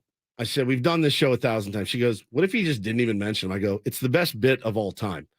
If we would just come in, and by now it's 8:04. We haven't mentioned the San Diego Padres getting bodied by the Dodgers again. I said, I don't think we have enough material. There's just not enough material in the day to do a 4-hour show. There are other cities and markets and sports shows where they could do that. Yeah, they could come in, and I have no idea in LA if they've mentioned the Dodgers one word from this weekend. It's probably all Lakers. Oh yeah, playoffs. You got mini camps for the Rams and USC, and Bronny James is coming to town, and Rodman's kid. There's Lakers a lot leading to the talk division doesn't do much for them at this point in the season. I don't know. Yeah, so I thought it was a good idea. It was a good bit idea, but I said I don't have it in me to do it. I'm just gonna speak honestly. Our phone lines are open right now. If you want to express your unhappiness, if you need to get it out, you can vent to us. Absolutely, 833-288-0973. My guess is that we're not going to hear a ton of solutions, because if the Padres had any idea what the solutions were, they'd be implementing them right now. Let me get you said something to me the other day, and I wanted to argue this point. We were talking on Twitter, or not on Twitter, on text. We were texting each other about the You're game. not on Twitter. I'm so not I on can't Twitter argue anymore. with you on Twitter. Got out of I'm on parole. We were all three of us were texting each other about the games. Just so you know, now that I'm off Twitter, you guys are going to get it worse from me because I need to talk to somebody. I get it worse on Twitter now as well. Everyone who wanted to text things at you is just all of a sudden texting them at me now. Good. Imagine doing that 15 hours a day for 5 years. I can handle it. All right, good. So we're texting the other night, and you said something, and I wanted to take exception with it. You said, because I made the point, I said, these guys are tanking not only their season, but they're tanking our careers. It's getting harder and harder to come in here and talk about this team on a daily basis. You said, listen, as long as Peter Seidler doesn't hold a fire sale, they're going to be an interesting team. I disagree. And the reason I disagree is there's nothing interesting about this team right now. Nothing. I mean, there is nothing interesting about this baseball team. Not one thing that they're doing is interesting. It's bad baseball. It's not like they're getting out slugged and we lost 9-8 and there's nothing interesting. I would say the games are horrible, repetitive and mind-numbing at times. Yeah, but I don't think there's anything more interesting than why they're struggling. Than star players kind of at a loss, looking very human right now and struggling.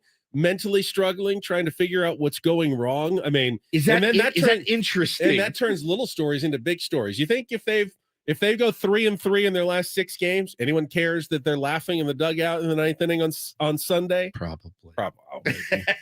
Probably. Are they an interesting baseball team? I think because they're not. They're fascinating. Yes. I don't. I think the fascination is, what the hell's going on? But we've asked that question so much this year in this early season. We've asked that question. What the hell's happening? Why can't you guys hit anymore? Why can't, if they're good hitters, why aren't they hitting good? That's not interesting to me. That's confounding. That makes me question everything I thought I knew about baseball. Honestly, they're not interesting. Everything we pictured. I think if they're 25-16 right now and 3 games up on the Dodgers, I'm pretty interested. I'm happy about it. Yeah, but I'm interested. I don't. What am I talking about though? What winning? What are really? We're talking about winning. That's a short conversation. Yeah, pitching staff's doing well.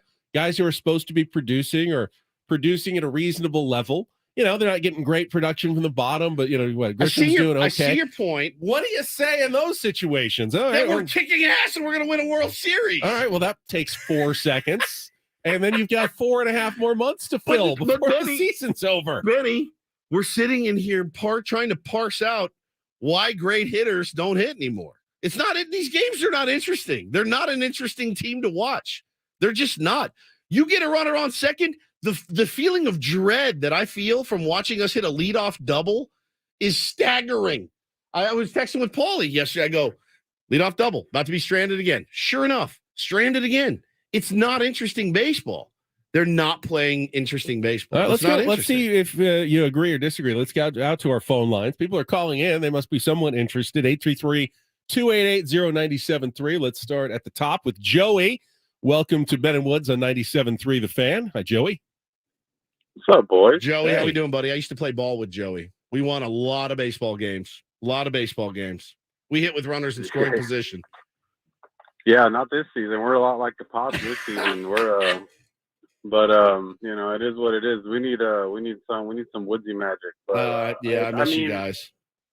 The thing is, you're right. I mean, this team is boring as hell to watch right now, and it hurts. Boring. It hurts my soul. It's like you have this hero, you have these guys, and it's not working right now. But I think anyone who knows the game of baseball looks at this team and knows that we're going to be there. A lot of teams, and I mean a lot of good teams that make the playoffs, are hovering around 500 at this point in the season. It's not an abnormality. It's not alien. Yeah. But there are glaring holes and weaknesses on this roster. And I mean, you just look at center field and it's like, what are we doing? Why is this guy still getting at bats?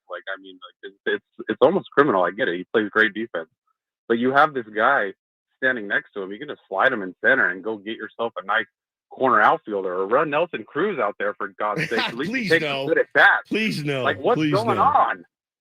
Why? He takes good at bats. You'd rather have Trent Grisham freaking striking out and looking at bad pitches every single at bat at the bottom of the lineup. I wouldn't. I can't have I Nelly. need Russ. I can't have Nelly Cruz out in right field, Joey. I just can't do it, dude. I think Joey's right though. If you're going to point out a real flaw on the Padres right now, it's the bottom of the order. And by the way, if Trent Grisham was the only guy hitting around 200 and he's playing Gold Glove defense, You're fine with it's it. fine. Bat him 9. Fine. No problem with that. Championship teams have had a lot worse out there. But the fact that they're getting nothing out of the catching position and Austin Nola. Hey, and listen, I and think, Trent Grisham. I think Brett Sullivan looks catcherish behind the plate. He can't hit He's either. not the answer. He's not the He's answer. not the answer. That's 2. Then you've got Ha-Seong Kim, who has actually started hitting a little more. I like seeing him out there. I want to keep giving him opportunities. But, if he's struggling against a tougher pitcher that's throwing fastballs, now you got 3. And when you've got a 3 consecutive, somewhat base, black holes DH.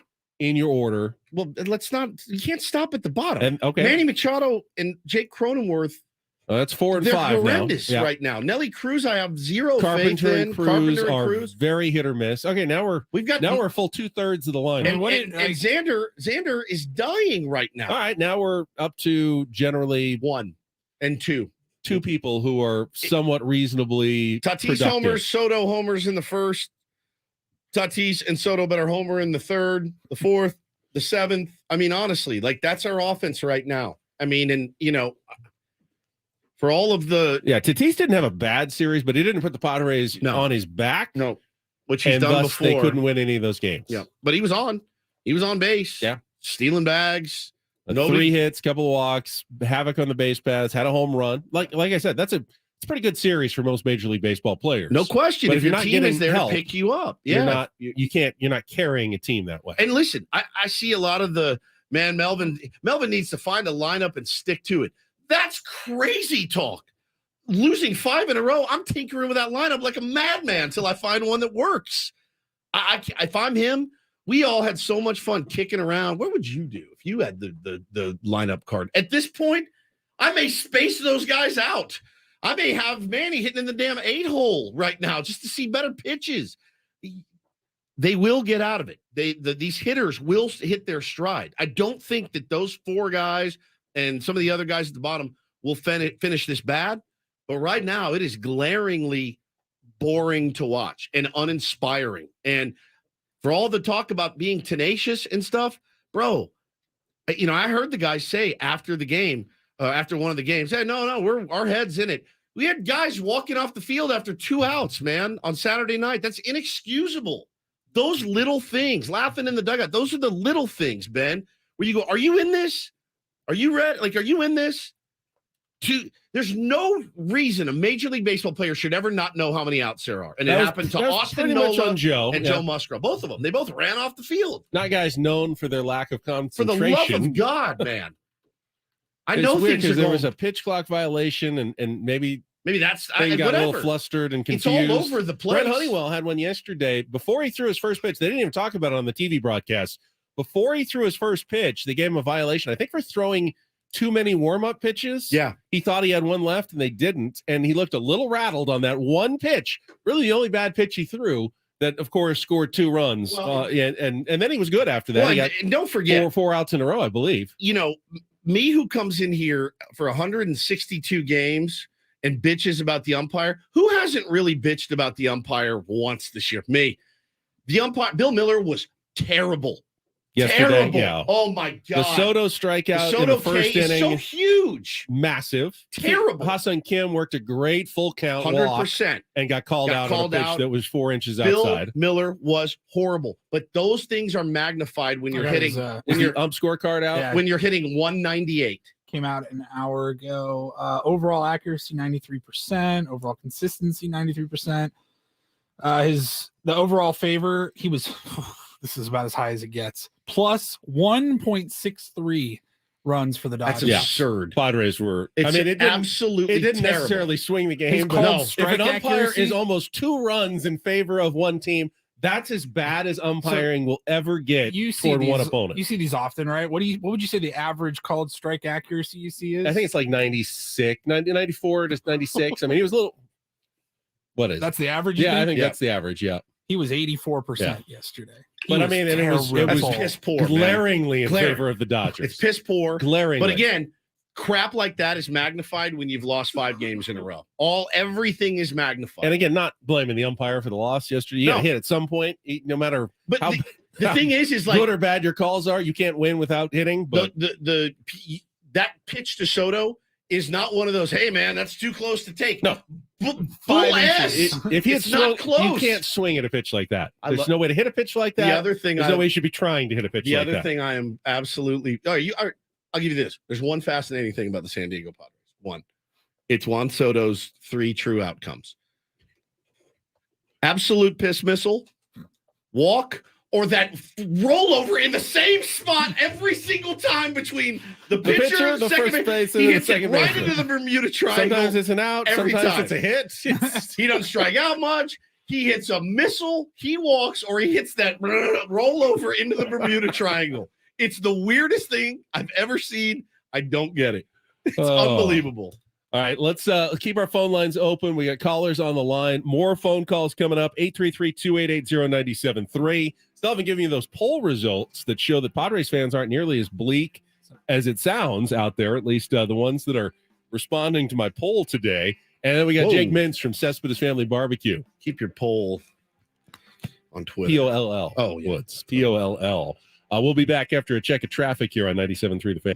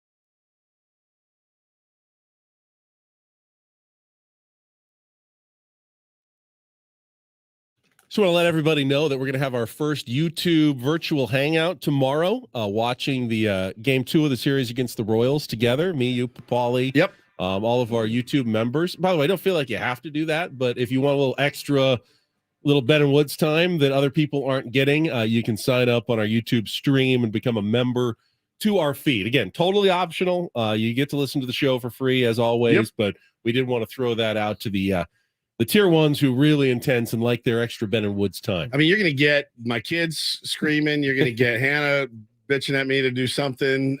Is this why you left Twitter, just to force bitching. people to have to come to the virtual hangout to interact with you? No, God, no. It's not why. I couldn't care less. But I think this is You can talk through the game with us, though. Yeah, so I'll watch the game together. Yeah. It'll look just like it looks right now. On Yeah, YouTube, just like our show. Minus the headphones. I'll probably have at least one toddler on my knee watching, and yeah, we'll watch it together. We can get live reaction, comment, live reaction. Yeah, you'll get fully uncensored, unfiltered Ben and Woods, which would be a lot of fun. I'm just the same, filtered or unfiltered. It's absolutely true. Almost no difference. You'll get to hear some very salty language from probably me and my children, if I'm being honest. Watching your children curse way more than I do. They do. I got this poll that I put out yesterday after the loss, and I thought the results were interesting. Said, let's see how low we've gotten. What do you think is now the most likely outcome to the Padres season? And the 4 options I put were under 500, over 500, but no playoffs, make the playoffs, but an early exit, or make the playoffs and a deep run. I was so surprised when you sent me the results. So we're now at almost 1,700 votes with 7 hours left. Currently, with the overwhelming lead at 45.6%, Padres fans believe this team will make the playoffs and make a deep run. The second choice at 23%, make the playoffs, but an early exit. So almost 70% of Padres fans, despite the team's losing streak, despite the record of 3 games under 500, still believe this is a play. I've been getting dragged for this take. Right? All he was telling me, I was just getting crushed. 22.1% say they'll finish over 500, but they'll miss the playoffs, and only 9.3% thinks this team will finish under 500. Yeah, okay. I think I'll take that one out right now. I don't think this is a below 500 ball.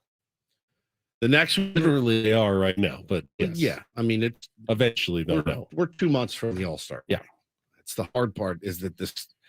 It's the good news is that the scuffles are happening in May. It doesn't soften the blow at all. I there's a misconception that I'm like, don't worry, it's early. That can be true. Also, while you're playing like absolute dogheads right now. Both things are true. Thank God that there's 119 games or 120 games to go. Because now could this team go? Could this team win 90 games and lose 30? Yeah, they could. They could. I don't see them being a 500 ball club or worse at the end of the year. So I'll take those 2 out. I will be honest with you. I am leaning more towards making the playoffs and an early exit than I am the other. Whereas you would ask me that 6 weeks ago, I would have said, yeah, I think we can win the division and win a pennant. Certainly. I think you'd be a fool to call, hey, we're winning the World Series. How did that work out for Dave Roberts? It's so hard to do. I mean, given the options that are there, at this point, 7 games behind the Dodgers, not insurmountable, but you have to play good baseball. Assuming the Dodgers don't collapse at any point in the season. We need to put the Dodgers out of our that's fine, mind. But that means if you don't catch the Dodgers, your best hope is your only hope is a wild card, right? Which always puts you at risk in an extra series. That means an early exit in the first. I'm thinking, first 2 rounds.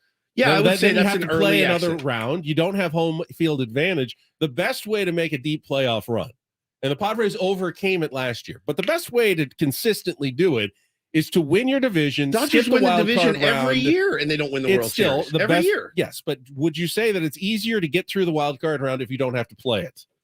I mean, yes. You know you're in the. If you can finish with one of the 2 best records, you know you're already in the division round. So it takes away all the possibility of losing in the 1 round. So then you only really have to win 1 round to say we made a pretty deep playoff run. We got to an NLCS.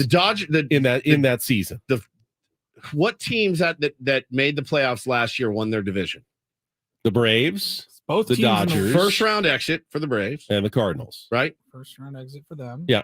And the wild cards were the Mets and the Padres and the Phillies. Phillies were a wild card. The National League was a little bit of an aberration. The wild card teams did all better than the division champions in the postseason. So, it was upset in the wild. Both the wild card rounds were upsets. Both of the division rounds were upsets in the National League. I've said this for the last few years.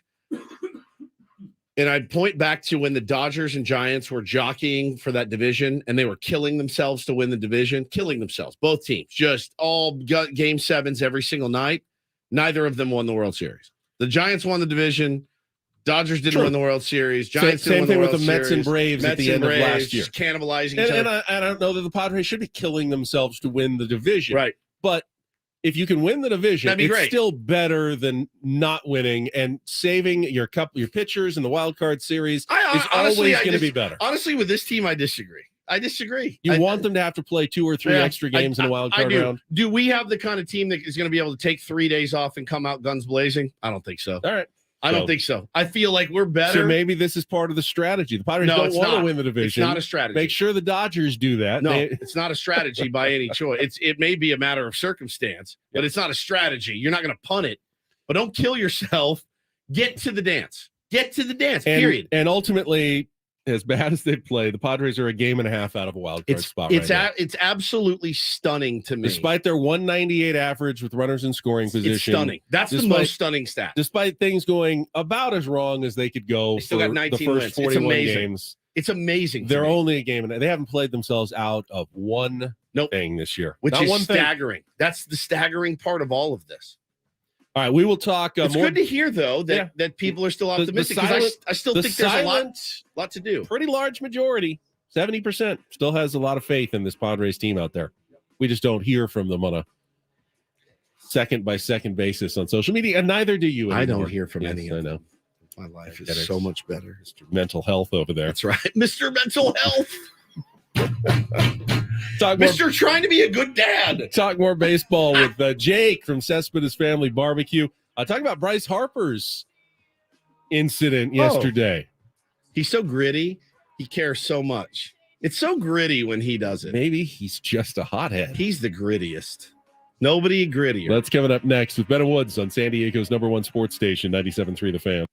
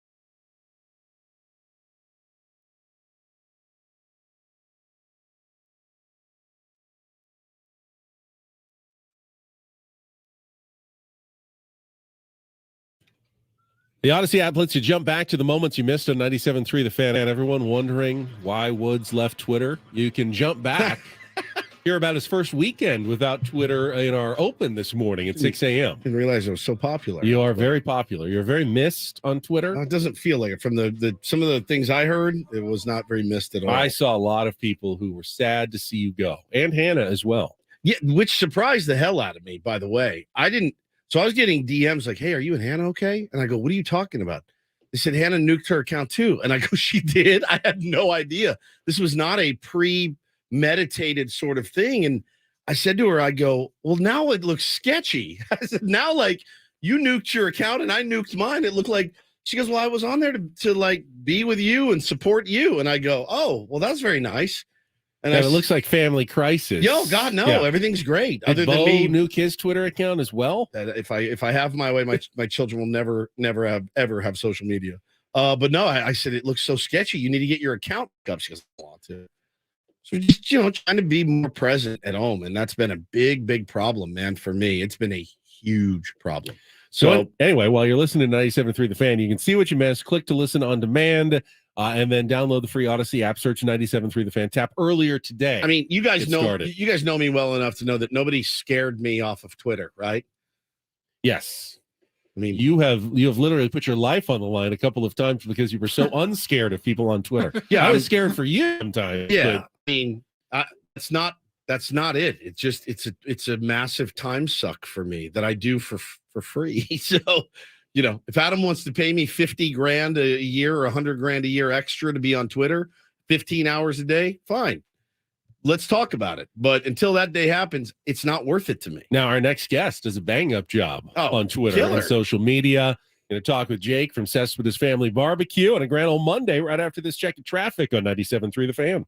From the premier Chevrolet of Carlsbad Traffic Center, part of the premier auto family, here's Kelly Danick. We still have a few things going on out here. Traveling on the coastline southbound 5 past Cassidy Street. Collision over the right shoulder. Fire crews got that slow lane blocked. They did get a stalled vehicle out of the way north 5 coastline at Cannon. Traveling on northbound at 15 past El Norte Parkway. We have reports of what looks like a camper shell in the fast lane. And southbound 15 before the 163, there is a collision, not showing which lanes are blocked. I'm Kelly Danick with Ben & Wood, San Diego's #1 sports station, 97.3 The Fan.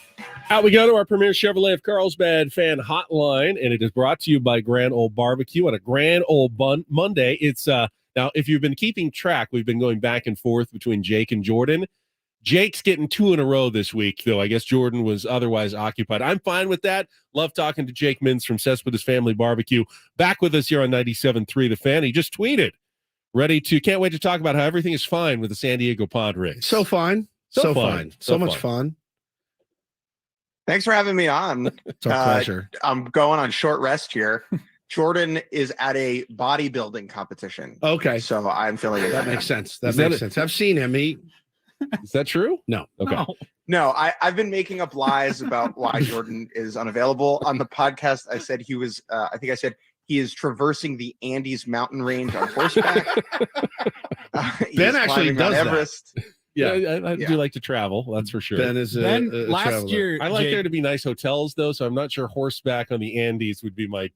Ben missed a Friday show last year during baseball season because he left Thursday morning. Friday morning. He flew to New York from San Diego for dinner. For a fancy farm-to-table dinner. It was a really good dinner. One dinner. Where was it? What was the restaurant? It was at Stone Barn Oh, Farms. Stone Barns of Blue Hill. Yeah, that's Blue Hill. totally worth it. Yeah, he knows. He's been vindicated. I've never been. I don't make that kind of money, but I've been to the other restaurant, and it is fantastic. I had a do you guys free wanna talk about invite. baseball? It was worth the flight over for sure. Yeah, let's talk. Yeah, let's talk some baseball. We've hit the Padres for the last 2 hours and 40 minutes essentially on our program this morning. My overarching thing is, there's still time to figure it out. There's still a lot of time. There's a lot of games left. But they're a boring baseball team, and that's the thing that surprised me the most. They're boring. It's not a fun watch right now. It's futility offensively. The pitching's been okay, but they're boring as hell for a team with guys that they have on it. They're just boring. I'm gonna just go quick hitter here, just so we can get this out of the way. Couple things. Number one, it is early. Yeah. All right. It's still early. It's May 15th. you look at, I saw some tweet that was like the last 4 teams to win the NL, other than I guess the fake 2020 season, Right. were all like around this record at this point of the season. Like there's a lot of time to turn things around. It's not good, but there's a lot of time. 2, totally legitimate for fans to be frustrated because of how lifeless and how boring it has been. So both of those things can be true at the same time. And that's important to understand, right? 3, people calling for like Bob Melvin's head or AJ Preller's head, who 3 months ago were celebrating these people like they were heroes, need to take a breath. Let's have that conversation at the end of the season if things don't go well, okay? Number 4, the video of Tatis and Machado and Odor laughing in the dugout that people were angry about. Just going to ask you about that. Yeah. That's the whole point of this team. Okay.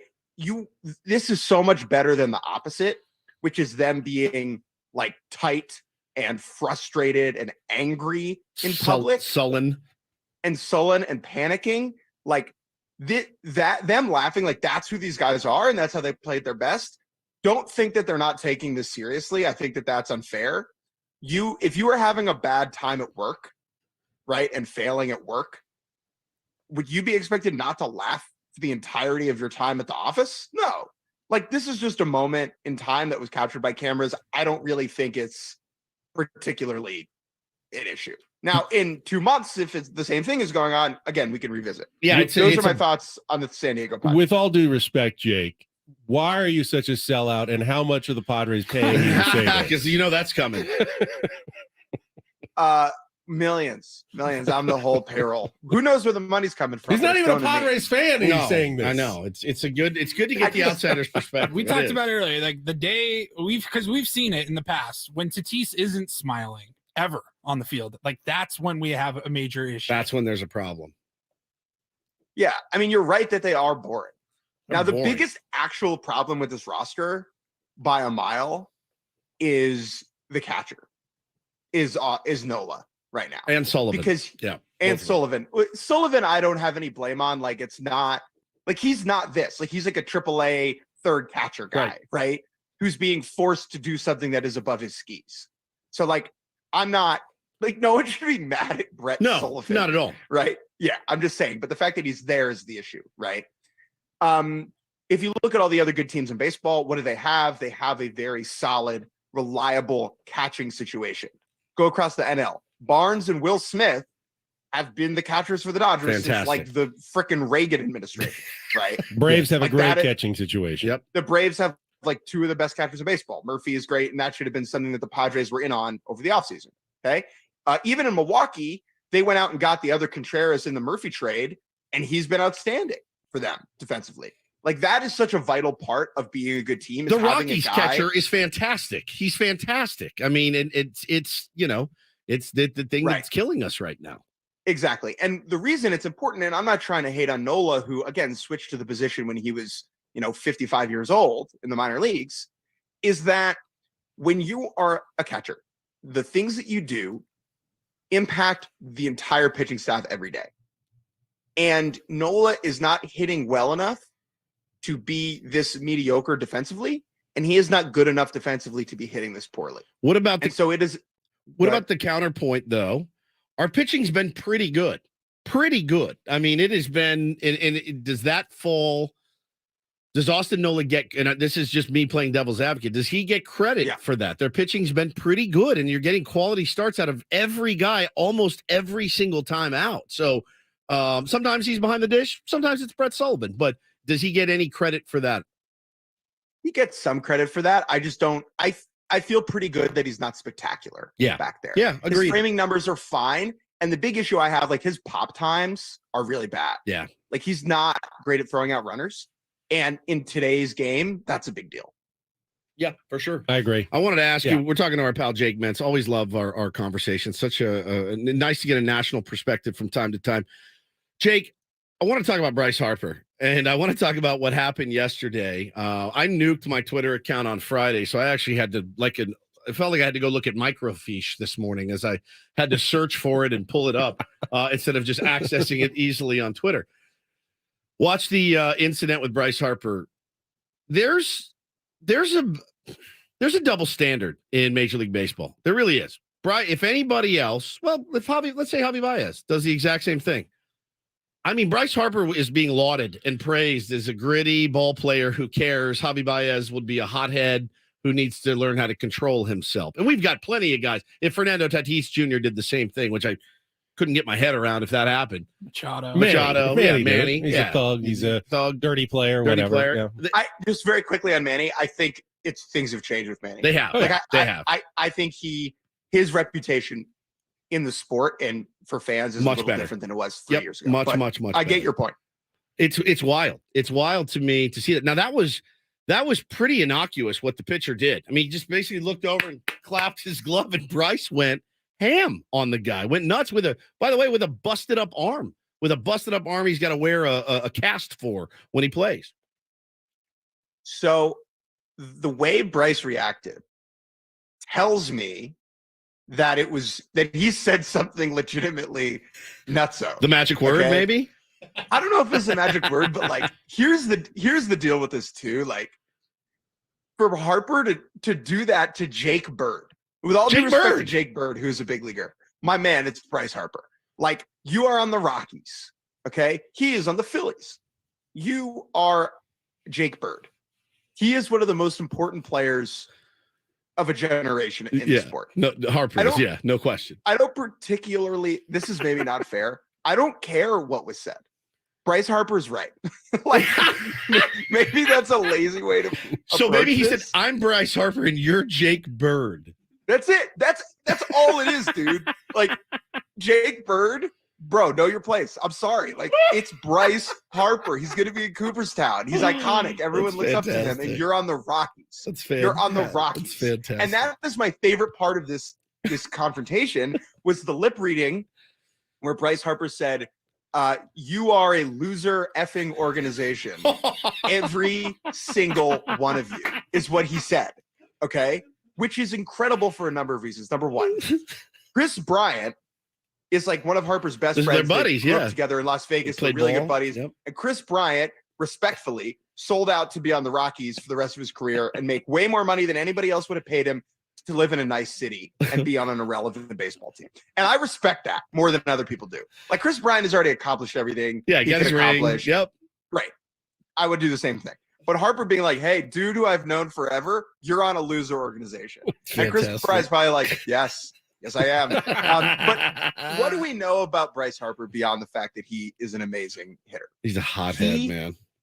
He knows ball, dude. He knows ball. He knows ball. A couple weeks ago, I interviewed him about Jared Kelenic, okay? Someone who he had never met before. And he was speaking to specific swing changes that Jared Kelenic had undergone. This is a guy in across the country in another league who he had never played against before. And he's like watching highlights of this guy. Bryce Harper knows what's up around the league. And so when he says the Rockies are a loser organization, that is not an insult. It is a statement of fact. Okay.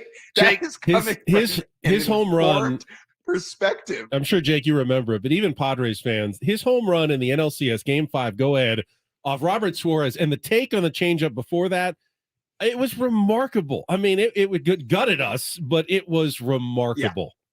Yeah. You have to tip your cap to the guy. Like he's just reached a point where, he's Bryce Harper. He does what he wants. And like, I'm sorry for Jake Bird, but like, what are you going to say to Bryce, man? Like it's Bryce. We're only 2 games. It's like Michael Jordan chirping at the 8th guy That's off true. the bench. We're like, who are you? We're only 2 games in front of the Rockies, by the way. If we're talking Yeah, about I know, loser but like there's a level of organizations. relevance here. The Rockies are living in 2007 still, dude. I love it. Padres did go to the NLCS last year. That's true. Helpful. Jake, I That want to is ask you my, I think, favorite baseball moment from the weekend. I'm assuming you saw it. I wanted to get your reaction. Rays, Yankees yesterday, 9th inning, 2 outs. Aaron Judge is up as the winning run, 2 outs, sends one deep to center, and the pitcher, the closer, Jason Adam of the Rays, just like falls over. Like he knows he knows he's given up the walk-off blast, and then turns around, and I guess the wind was blowing a little bit. The thing dies at the warning track, and then you can see, like, grabs his chest, like, oh my God, I almost had a heart attack right there. And Aaron Judge looks at him, kind of points at him and go, yeah, all right, you got this one. I love that moment yesterday for some reason. It really tickled me. Well, it's funny because, what a bad pitch. Like, it is a terrible pitch. Hanging 79-mile-an-hour slider in the middle of the plate to, like, the best hitter in the world, maybe. Like, what are we doing here? And there was a conversation last year about how pitchers try and be too perfect against Judge, and they make a lot of mistakes to him. And I think that is a real thing. And when Jason Adams, like, his reaction is in part to the swing and in part to the pitch. Like, if he had thrown a good pitch here and Judge had hit it, I don't think he would have done this. But it was just such a hanger that it was the right assumption that the ball was out. Yeah, he doesn't miss many of those. No, he didn't miss that one either. Manny, that used to be the pitch that if you threw to Manny Machado, he hit it 450 feet. He's scuffling so bad right now, and I kind of am of the opinion that if Manny can get going, I think the Padres get going. He is. I know Tatis is the motor, but man, Manny is really the engine of this team, and he had the worst series I've seen him have against the Dodgers this weekend. It's tough to watch. Not only, hey, you're getting out, guys get out, but rolling into double play after double play is just, it's staggering to see right now from him. I think he needs a fake little stint. I think he needs, yeah. He hates it. He doesn't like to go. Oblique. Yeah, he doesn't like to go on the IL. He posts. I know every that day. he's a play every day guy, Yep, but he's like he needs to go to Cancun. The phantom oblique. Well, Jake, I will leave you with our stat of the day, and that is the Padres average with runners in scoring position right now, 198, which would be by far the worst in the history of baseball by a wide margin for any team, any season since they started recording this stuff back in the 30s or 40s. It's amazing. Yeah, that'll be okay. Yeah, that's what we keep telling ourselves, and they keep getting worse every week. Somehow you guys are getting just on worse. The payroll, so whatever. Yeah, we're that's on true. the payroll. Yeah, that's it. What's pointed out, we pay the Padres. Yeah, we to pay the broadcast Padres. the games. It's the other way. They're on our They're payroll. on our payroll, actually. Jake, thank you so much. We'll talk to you in a couple of weeks, I guess, when Jordan's back from his bodybuilding excursion. competition. Yep. Yeah, in the Andes. Goodbye. Thank you, buddy. Jake Mintz, Cespedes Family Barbecue, and a grand old Monday. I see in the chat, grand old sausages. So good. I like the brisket. Sausages are amazing, though. Check them out. All guests appear on our Premier Chevrolet of Carlsbad fan hotline. Save money the right way with Premier Chevrolet of Carlsbad. Visit them today in the Carlsbad Auto Mall. Chevrolet, find new roads. Got a little juicy there for a second. Did you hear that? Or was that just, yeah. Still, that cold from last week when I was out on Tuesday, not totally cleared from my head. It takes like 2 weeks once you've had one of those. It takes a while. Get all of the phlegm out. It just You're doing great. Keeps oozing out over the last few days. You're doing great. All right, are we already in our final hour? We are. Ronald Report headlines coming up. NBA playoffs. We are down to the final four.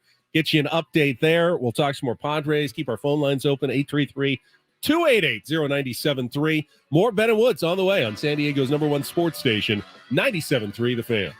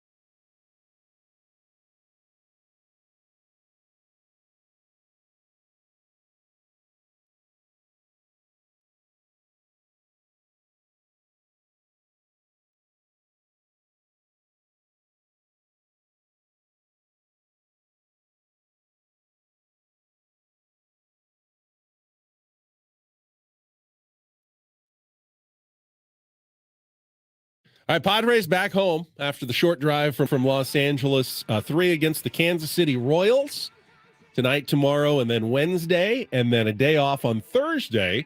And the Boston Red Sox come to town. And then next road trip, they go back east for the Washington Nationals and the New York Yankees next week. So the Padres will get their shot at Yankee Stadium in less than 2 weeks to head to New York. It's always interesting when you go back to New York to play some baseball games. Nice short porch for you out there, Juan Soto. Nice short porch out there, Oppo right-handed power hitters, and should be a good series. My wife's going to be actually at one of the games, and I'll have the babies, and we'll be watching on television. But she's excited going to the new Yankee Stadium for the first time. It looks pretty rad. I've never been there. I went to the old one a bunch, but the new one looks completely insane out there. You know, something I was thinking of before we get to the Rondo Report, and I don't think we'll do it today, but maybe later this week, if you really want to try to figure out where it went wrong for the Padres in the first 40 games this year, do a little bit of like a assign blame kind of percentage. Like, how much do you put on Bob Melvin? How much is on, Juan Soto? How much is on Manny Machado? And it's got to add up to 100 and figure out, all right, like who takes the lion's share? Because one thing I've really struggled with, it's easy to say Austin Nola has struggled. Do you really think he's for 50% to blame for what the Padres have gone through this year, though? I just think that's putting too much on a guy who generally hits 8th in your lineup. We were texting over the weekend about Rugi Odor, and I'm like, yes, he probably shouldn't be on this roster. But how much can you you are blame? kidding yourselves if you think that the 25th he's guy the on reason roster. that the Padres are not playing well. It's a good question, man. Like, where is it? Because at some point you say, well, Soto, early was Soto. Yeah. Early it was, I mean, it feels now really bad to blame the hottest hitter on the planet right now in Juan Soto. Yeah, I saw some numbers from him yesterday. I thought I grabbed a screenshot. I didn't. Saw some numbers from him yesterday in the last 2 weeks, first in every category in baseball. That's what you want. Somebody made the point to me over the weekend. It's really hard for 4 guys to get going at a time. And I sat and I thought about that, and I went, yeah, I mean, to get going would be 280, 300 type situations. Like, that's if you got 280 to 300 just batting average out of the top 4. That's a great point, Woods. You don't need them all to get going. You need their slumps to be 240. Correct. Yeah. You need their slumps one of to them be is 240. hot, and the other 3 are hitting 240 to 260. You're still going to put up a lot of runs that way. The problem is that when the guys are not going, they're all hitting 140. I mean, ZZ in the chat says the blame is on Manny, period. And an honorable mention to Tatis for missing 20 games. What was their record in those 20 without him? It was a little bit below 500. A little bit below 5. Still a little bit below 500. They've got him. They're a little bit below 5. Manny, I think probably takes the lion's share of the blame. I would lean that way. I don't think Bob Melvin has had like a great first 40 games either. I don't think some of the challenging decisions I've had questions with. Sure. I think there's areas where he could improve as well. Again, magnify, like the loss to the Dodgers last week is not on Bob Melvin, right? The one pitch to Mookie Betts and the game's over. I mean, if you're going to spread blame around, it's such a results-based business. Hi, I'm the offensive coordinator, right? I'm the offensive coordinator. Well, how's the offense? Dead last? All right, it's probably on me. Right, to wear. I get that it. But being said, are we also letting the pitching staff off the hook a little bit too much? Because while they have all generally been decent, we get a lot of quality starts, 6 innings, 2 runs. How many dominant efforts have we seen this year from a Padres pitcher? A few. I mean, I can think maybe there was a Waka, there was a Lugo. I think a Darvish 1-0 loss is dominant. I think Blake Snell has showed dominant stuff. Blake Snell has the worst run support of anybody in baseball. The worst. No one gets fewer runs a game than Blake Snell. Right. So I'm not like. But 6 innings, 2 runs is good, but that's still a 3 ERA. It's not bad. I take 3 ERA is a $25 million a year pitcher now. And I would take that all season long as an average. But every once in a while, you expect Blake to go 7 innings, 2 hits, no runs. Like, just keep the other team from even sniffing the scoreboard for 7 innings. That's I'm not saying every single time, but we haven't really seen it all from Blake. We haven't seen it from Joe. Joe has obviously hurt and got off to a slow start, and then had to pitch in Mexico City. That didn't help. He made one mistake against the Dodgers, a hanging pitch that cost him 3 runs when he probably should have been out of that inning.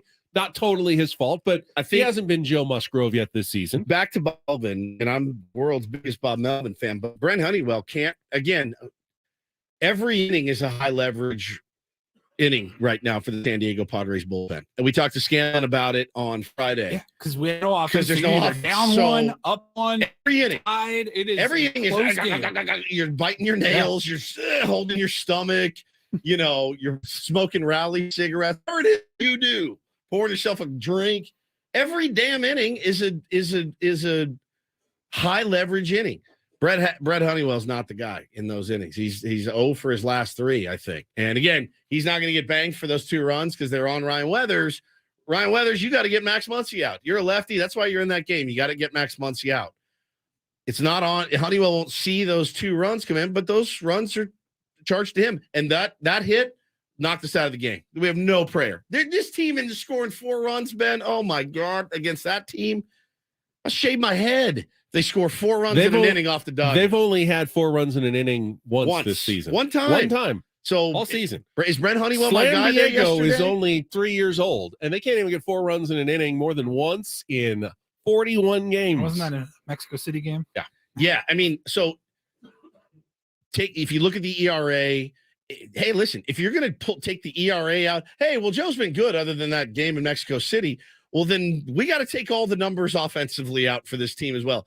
And if you can believe this, they're worse than what those numbers say. Take Mexico City out of it, they're probably 150 with runners in scoring 22 position. Runs in 2 games in Mexico City. If somebody wants to do those stats and pull those out, let's see how bad they really are when they're not hitting at 8,000 feet elevation. If you're going to do it for the pitchers and give all the pitchers a pass, you got to take the good away from the hitters too, because they're worse than what the numbers say they are, which is staggering to believe. All right, let's get some other headlines this morning. It's time for the Roundel Report. And get things started here with our today's edition of the Roundel Report. Now tuned into the greatest. Welcome to the Reindl Report with Paul Reindl. Hi, Paul. All right. 2 stories from the world of sports that we haven't gotten to yet. We'll start off in Major League Baseball. And 1 story that you didn't know you needed. Are you laughing, biatch? It's the Reindl Report Hey, Paul, how you doing? Okay, how are you? on 97.3 The Fan. Are you ready to bless the mood? I need some help, please. That was good. Can I get a yeah? Oh, yeah. All right. All right. It's not all right. It's not all right. It's Everything going to be all right. sucks. It's going to be all right. All right, gentlemen. We'll start off in the association. Just 1 game yesterday. Celtics 76ers game 7. What a series, man. Yeah, it was a good series. Winner advancing to face Miami in the Eastern Conference Finals. And that should will be a be good one. it's going to be Boston because Jason Tatum, my God, 51 points yesterday in the closeout game. Celtics won 112-88. If you give me a second, I can pull up some comments that was made by Joel Embiid. Yeah, I was just gonna bring that up. Let me Big process guy. pull that up. He is. He's Big the fan. process. He's the process. He's the process. That's literally. By the way, his Steph name. Curry's 50 points in Game 7 NBA all-time record lasted about a week and a half. Maybe a week, yeah. Let's see here. Joel Embiid was talking after the game. Give me 1 second. All right, listen, when Paul calls these up, listen and tell me if you think that Joel Embiid's being a bad teammate and throwing his teammates under the bus, or maybe if it's a bit of a let's give him a pass on the non-native speaking sort of card when it comes to how he's communicating with the media after What the about game. the heat of the moment bit? Yeah, I think that also plays a factor. Yeah, there's three factors. Go ahead. You can't win alone. I can't win alone. Me and James, we just can't win alone. That's why basketball is played 5-on-5. So, we just need everybody to just, try to keep finding ways to get better, and, we'll be fine. I don't dig it. I think it's a little bit out of context. He talked for like a minute, but he said, obviously going to 7 games, having a chance to close out at home, which we didn't do. I still believe we got the chance to win. And he talked about, It's not just, it's a team game, but we can't do it on our own. And look, if you hear it out of context, if that's all you heard, you could probably draw the conclusion that he's being a bad teammate. He's throwing everybody under the bus. And what about the other 3 guys that were on the court with him? Said, we got to look at ourselves. I got to be better and I will be better. That's what I'm focused on. He needs better. He does need a better supporting cast. The Celtics have more talent around Jason Tatum. I mean, they got really good players in their starting lineup. So what Joel Embiid said is not at all untrue. The timing of it coming after he scored 15 points, 8 rebounds, and had a negative 28 plus minus in game 7 as they got run off the court in Boston feels like you're passing the blame, passing the buck to someone else. But I think he knows that he needed to be better as well. And that was part of the message that he indicated to the media afterwards. I agree. All right, we'll move on here. In the NFL, it's not retired yet, but we do have a new CBS sports analyst, and I guess you could say current quarterback. Not Tom Brady. No, not Tom Brady. Matt Ryan. It wasn't that long ago. He was the MVP of the league. So he was released by the Colts in March, played 1 year in Indianapolis, and he is joining CBS Sports to be an NFL analyst. That was announced earlier this morning. He's 38 years old, and it says he's going to perform roles as both a studio and a game analyst across all of CBS's platforms. He tweeted out himself, excited to join the NFL on CBS family, looking forward to breaking down the game this season. P.S. This is not a retirement post. So he's going to be waiting on a call, potentially. Is anybody interested in Matty Ice? Hasn't filed the retirement paperwork yet. Maybe he'll broadcast the first half of the game and then play the second half. That would be interesting. Just coach on the side. Jake, come on. Get on down. Or Matt, come on down here. I don't care. Matty Ice is always a great sounding nickname. It never totally...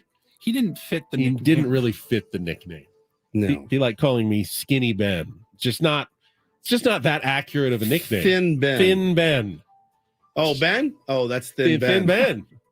Slim. Slim. Oh, Slim? Stretch? Stretch. This is not a great nickname for me. It's not for him. And the guy who's, let's be honest, his defining moment is blowing a 28-3 lead in the Super Bowl. Just run the football. His nickname has something to do with being clutch. It's just downright weird. Just run the football. Run it. Run it until you can't run it anymore. Run it yourself. Run and slide. Just protect a 25-point lead. Run the football, guys. What are we doing? You had that sucker in the bag. In the bag. Finally, saw this over the weekend. We wanted to talk about this here, Woodsy. I saw a tweet from Craig Elston, who joined us on Friday in person. And shortly after that appearance, he tweeted, read this in the morning, deleted the Twitter app from my phone. I'll keep my account, check in occasionally on desktop. If you use this site to reach me, find me on Instagram. This can't be a true story. It can't be. It just can't be a true story. He's quote tweeting a thread, and it's terrible. And I think he made the right choice. And I've kind of been on that same page with you for a little while now. The thread says, thread of new reporting for the last couple of weeks. If you searched cat on Twitter, went to the search bar and typed in the word cat, the box would auto-complete to cat in a blender. You heard about this, Ben?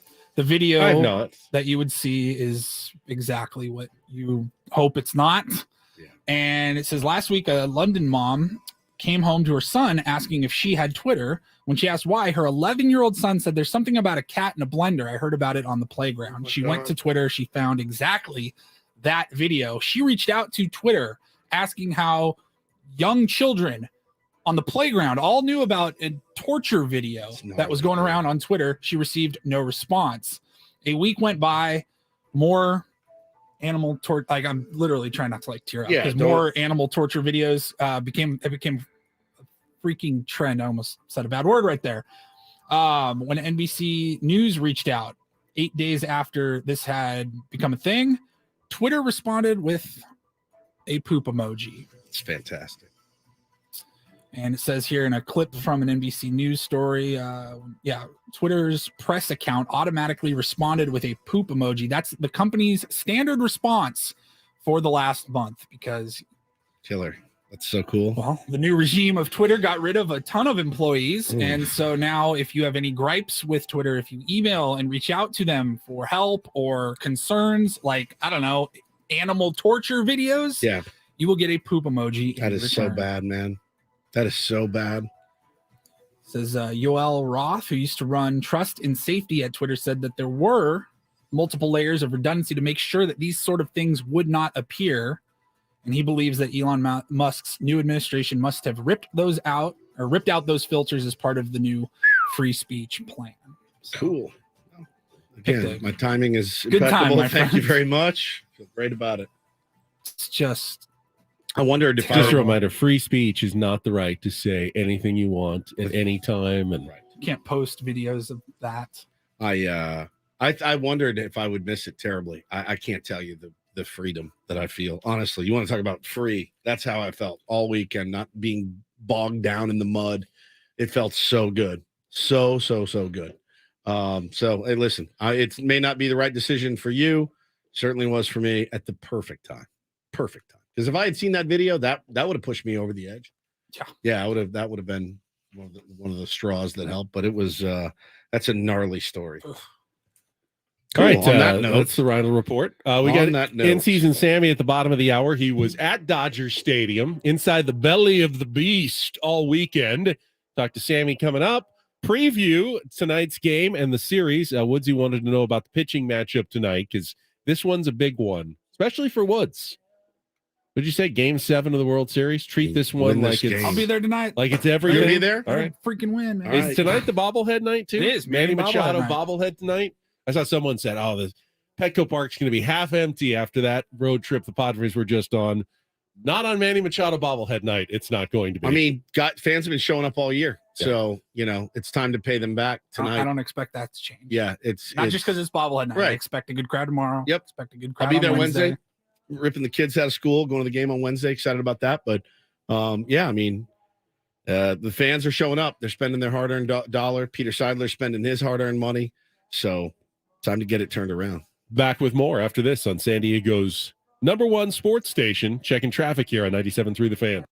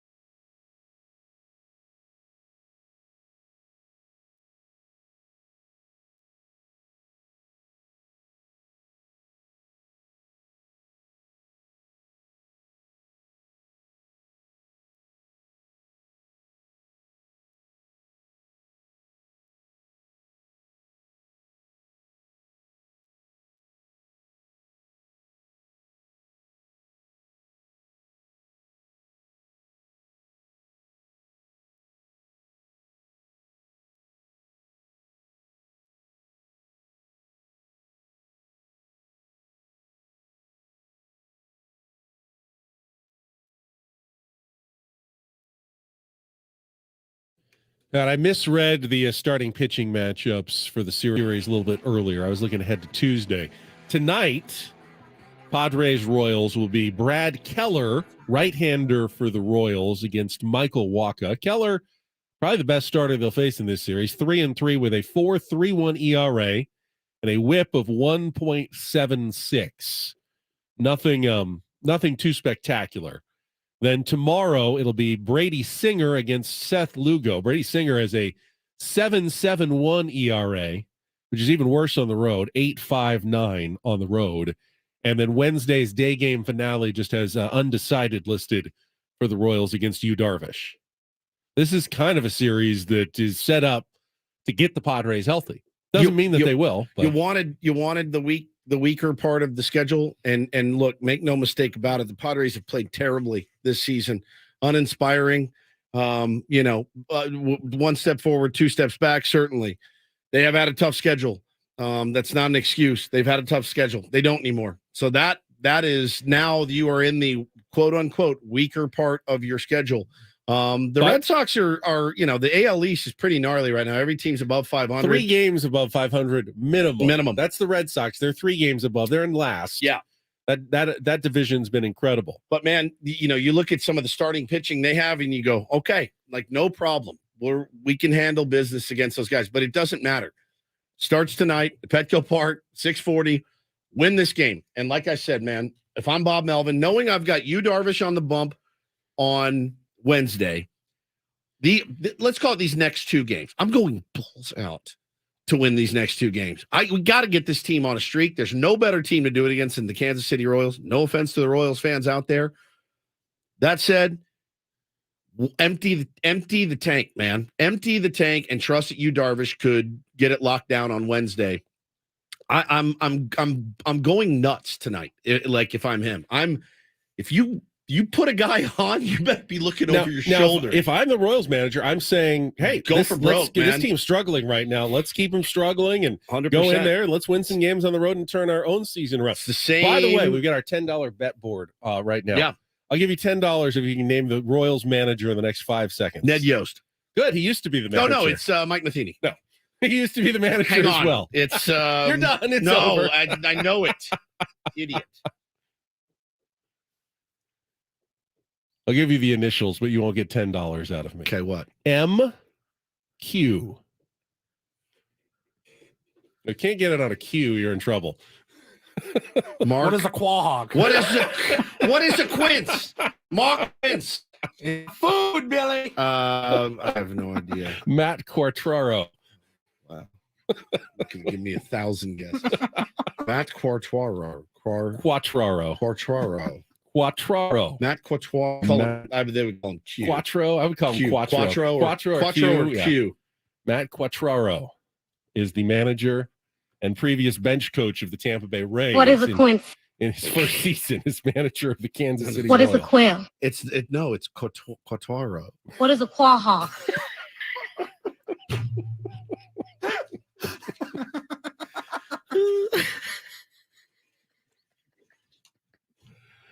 Honestly, they're all major league teams, and I hate to say this, Padres. You gotta win some games. Their manager, Matt Quattraro. Enough is enough. Their pitchers have whips around 2. Oh, you gotta hit and win some of these games here. Oh, impose your will. Announce your presence with authority. It ends today. It's gone now. What do we do if they lose? I can't come in and do the show again. Adam won't even let us take marijuana on the air. Tomorrow, if they lost, tomorrow will be a great day for the edibles show. Just saying. Is it worth the fine? I think it is. If I knew how much if the fine was $250, I would pay it right now. All right, you guys want to eat edibles on the air? It's going to cost you $250. Done. Sold. And we just sit in here for 4 hours like, Ben, do you feel anything? Ben? Be the greatest. I don't need edibles to do that. It would be the greatest. I just need to say Quattraro. It would be the greatest radio of all time. I don't know how much the fine is or if we would lose our jobs. I don't want to lose our jobs. Oh, all right. Yeah. Impose your will tonight, fellas. Does that make you, though? It makes me go, oh, God, they're going to press even harder now. A little bit. A little They're bit. They're going to press even harder. All of a sudden, I'm more nervous about this series than I was about the Dodgers series. Yeah, you lose to the Dodgers, you're like, oh, they're a good team. You lose to these guys, you're like, all right, maybe we are terrible. So, I don't know, man. How do you lose 11 straight series to the Dodgers? 20 outside of the playoffs. 10, buddy. Season series. Series. Is 13 years. Guys. You haven't lost this one yet, but you're going to need to dominate. There's only 2 more series against the Dodgers. Home in August, 3-3. And at Dodger Stadium, I think 3-4 in September. So Seven more games. You're 1-5. Yeah, you That's need to go 6. 6-1 in the last 7 to win the series. And they have not won a season series again since 2010. But tell me again that it was the meme on Friday night a couple weeks ago. If it is, what's the statute of limitations? Is it just against the Dodgers, or is this cursing the Padres in every game they play, no matter what? We'll never win again? I'm confused. Yeah. Is it just a never win again thing? If that's the case, I was wrong. Never do it again. The rest of they won the second game in Minneapolis. They lost did they lose the very next game? Yeah, no, they won the next. Series? They won the one in Minneapolis. They lost the next 2 against the Dodgers. Then they won one in Minneapolis. Yeah. So they can win post meme. It is possible to win most. Have we seen one meme? I was kind of hoping the Dodgers would do something untoward against the Padres. They're too classy. Did I see that they actually have a plaque commemorating where Fernando Tatis Jr. hit that home run at Dodger Stadium? Been there for a while now. That's really cool. Yeah, I didn't realize that. They're classy. We're not. Would you want them to put if Mookie Betts? It's a stupid question. Did you want a Mookie Betts plaque? Very stupid question. That's really nice. If he keeps hitting the way he does against us, we're going to have to put a statue of him. Hall of Fame. He will be in the Padres Hall of Fame. All right. In the greatest opponents ever wing. At Dodger Stadium this weekend was our friend Sam Levitt. In season, Sammy will check in his regular Monday segment with Ben and Woods next on San Diego's #1 sports station, 97.3 The Fan.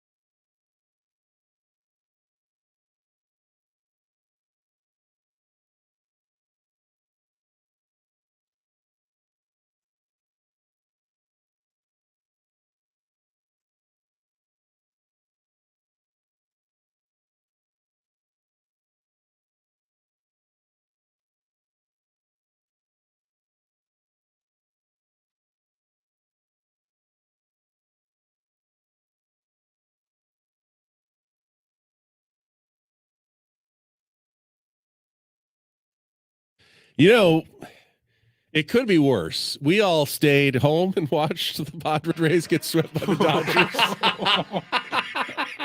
Sammy's still new here. Sammy's like, But you could have driven all the way up there through all that traffic and spent 3 days in that horrible town and then had to drive all the way back through the traffic. Did he stay up there? I think he did. Or did he go up and back and forth every single day? That would make it even worse. We'll find out next from Sam Levitt after this check of traffic on 97.3 The Fan. From the premier Chevrolet of Carlsbad Traffic Center, part of the Premier Auto family, here's Kelly Danick.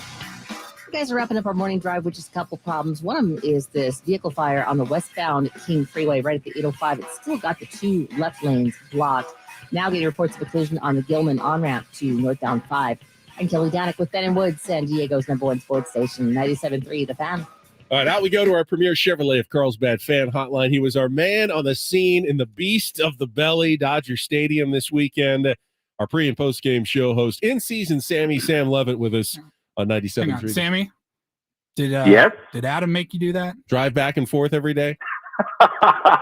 He did. No. Yes, no, he did. Come on, you don't have to lie. There. You did. Okay. No, I stayed up there. Yes. Like now I made a mistake because No. Hey, Sammy, I found a nice hostel for you. It's in Palmdale. It's only an hour 15 away from the stadium. It's right by the outlet mall, so you'll be fine. Curtains may be questionable, but that's okay. No, I stayed up in LA, and I will say I did make a mistake. I left way too late on Friday. I didn't leave here until about 11:30, 11:45. That was a major mistake because it took me about 3+ hours to get up there. So I learned my lesson on that, which I've learned before, but somehow I always tend to leave a little bit later than what I plan to do. But no, I stayed up there. Sometimes I do pass by those hostels. I don't know if you know what I'm talking about. Oh, yeah. There's one here in Pacific Beach, Yep. I think, and there's one in Ocean Beach. There's one in OB, I think yeah.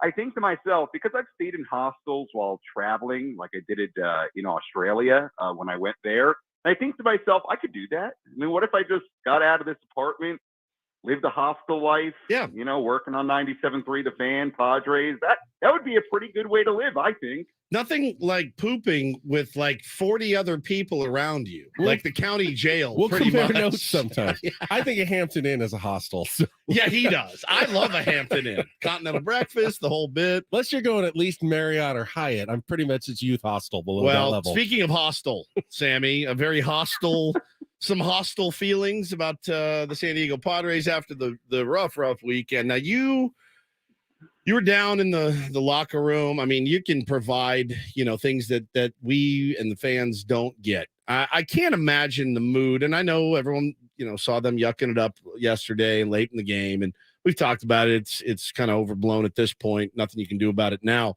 How is the mood of the squad right now? Yeah, I mean, look, let me also just make something clear, and you guys know this, but for the fans listening out there, I'm never in the clubhouse post-game, right, because I'm doing my post-game show. So I'm never down there right after the game. I'm always in there pre-game.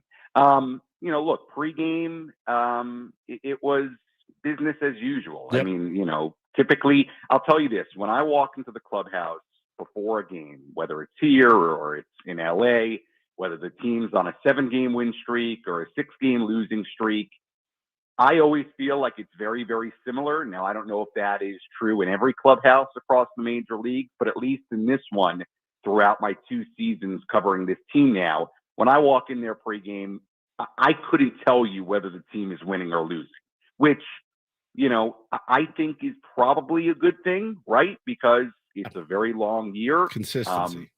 I would prefer my team to be consistent and somewhat even keel. Obviously, it's a season with a lot of ups and downs, but at least while I've been in there, it's been the same. Now that's pregame, right? I mean, I don't see what goes on postgame. We certainly play audio from the clubhouse after the game. We played some from Joe Musgrove after the start on Saturday, and he was talking about how the whole team, needs to do better, and obviously was frustrated with what was going on. But I mean, at least from what I've seen, it's been, consistency, the word like you said. I keep hearing the same thing. The Padres need to do better. They need to do more. But I also hear from the manager and others that they feel like maybe they're pressing too much, which is sometimes you're doing too much when you're pressing at the same time. Is there some confusion you're sensing from the Padres right now, Sam?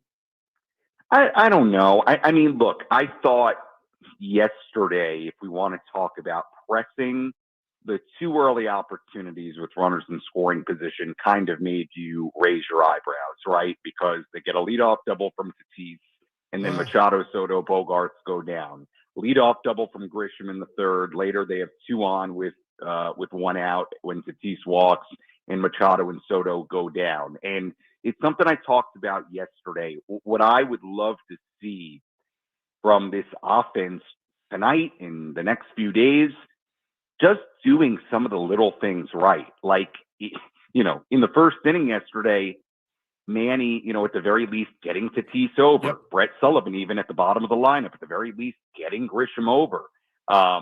Those were the scenarios that made you kind of raise your eyebrows and made you start to feel like maybe guys are trying to do a little too much and trying to, break this team out of this offensive slump. So, look, I'm with you guys. I mean, I know you guys have talked about it for 3+ hours. I'm not sure what the answers are either.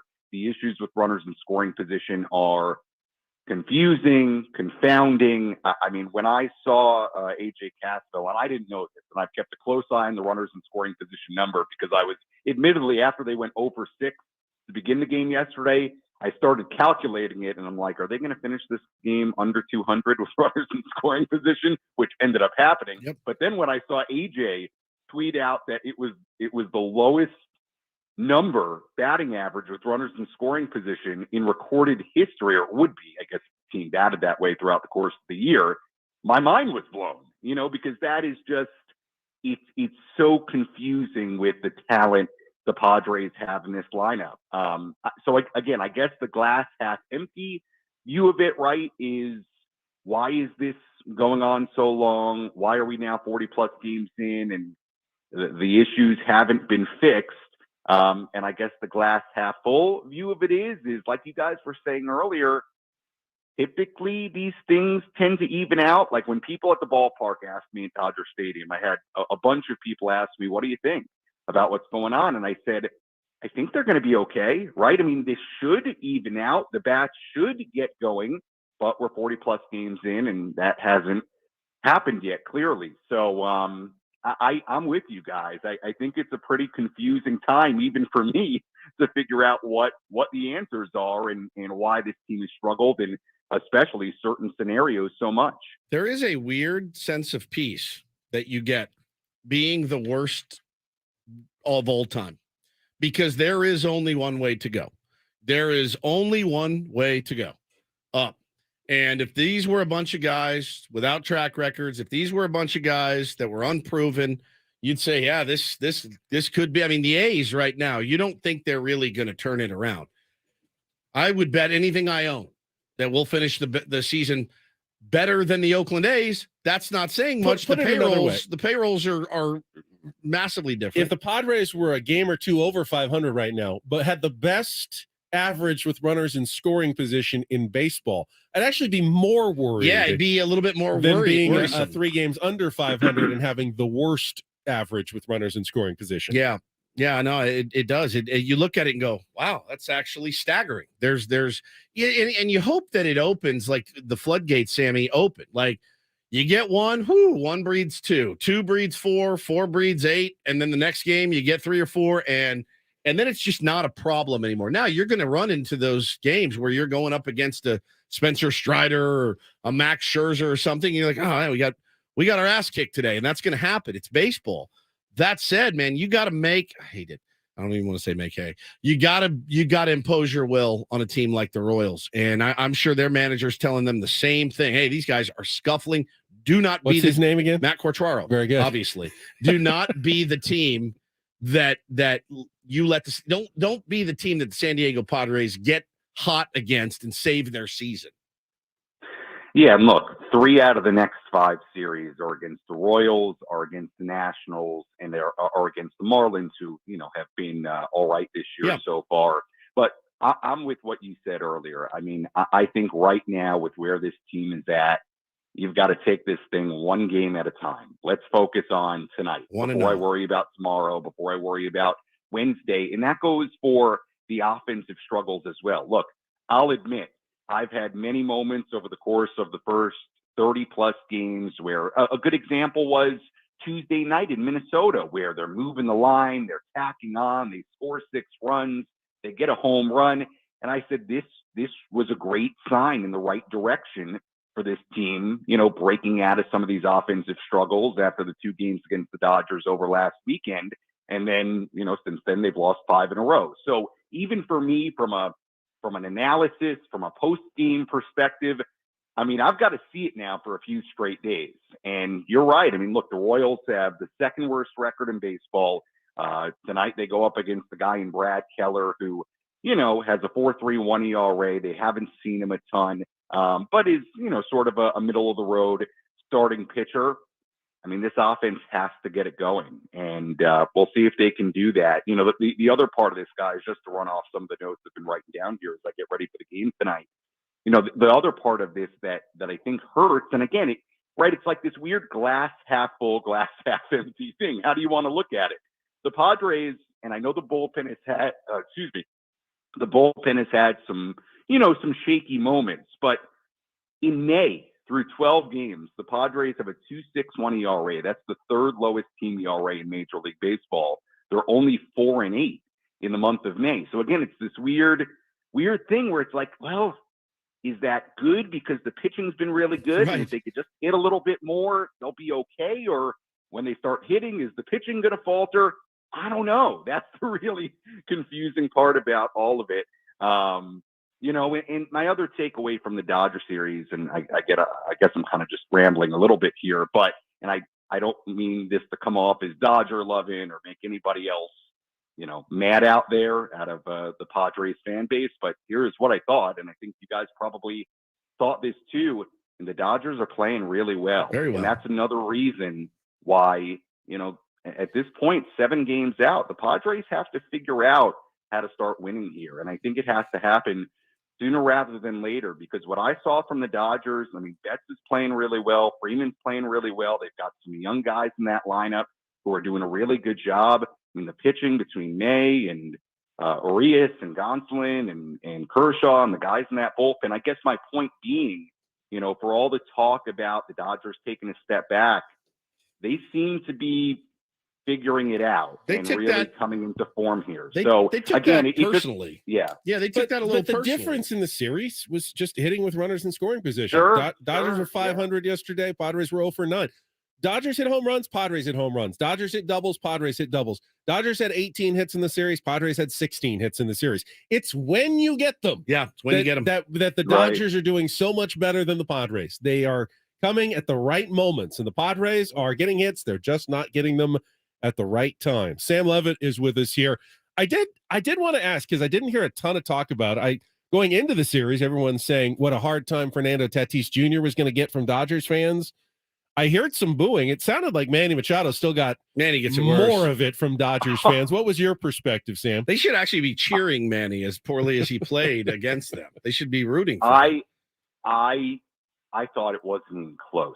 I thought Manny got booed way louder than Fernando. Yeah. Now, I thought the first game of the series, the Friday night, I felt like Fernando probably got the loudest boos he got of the series.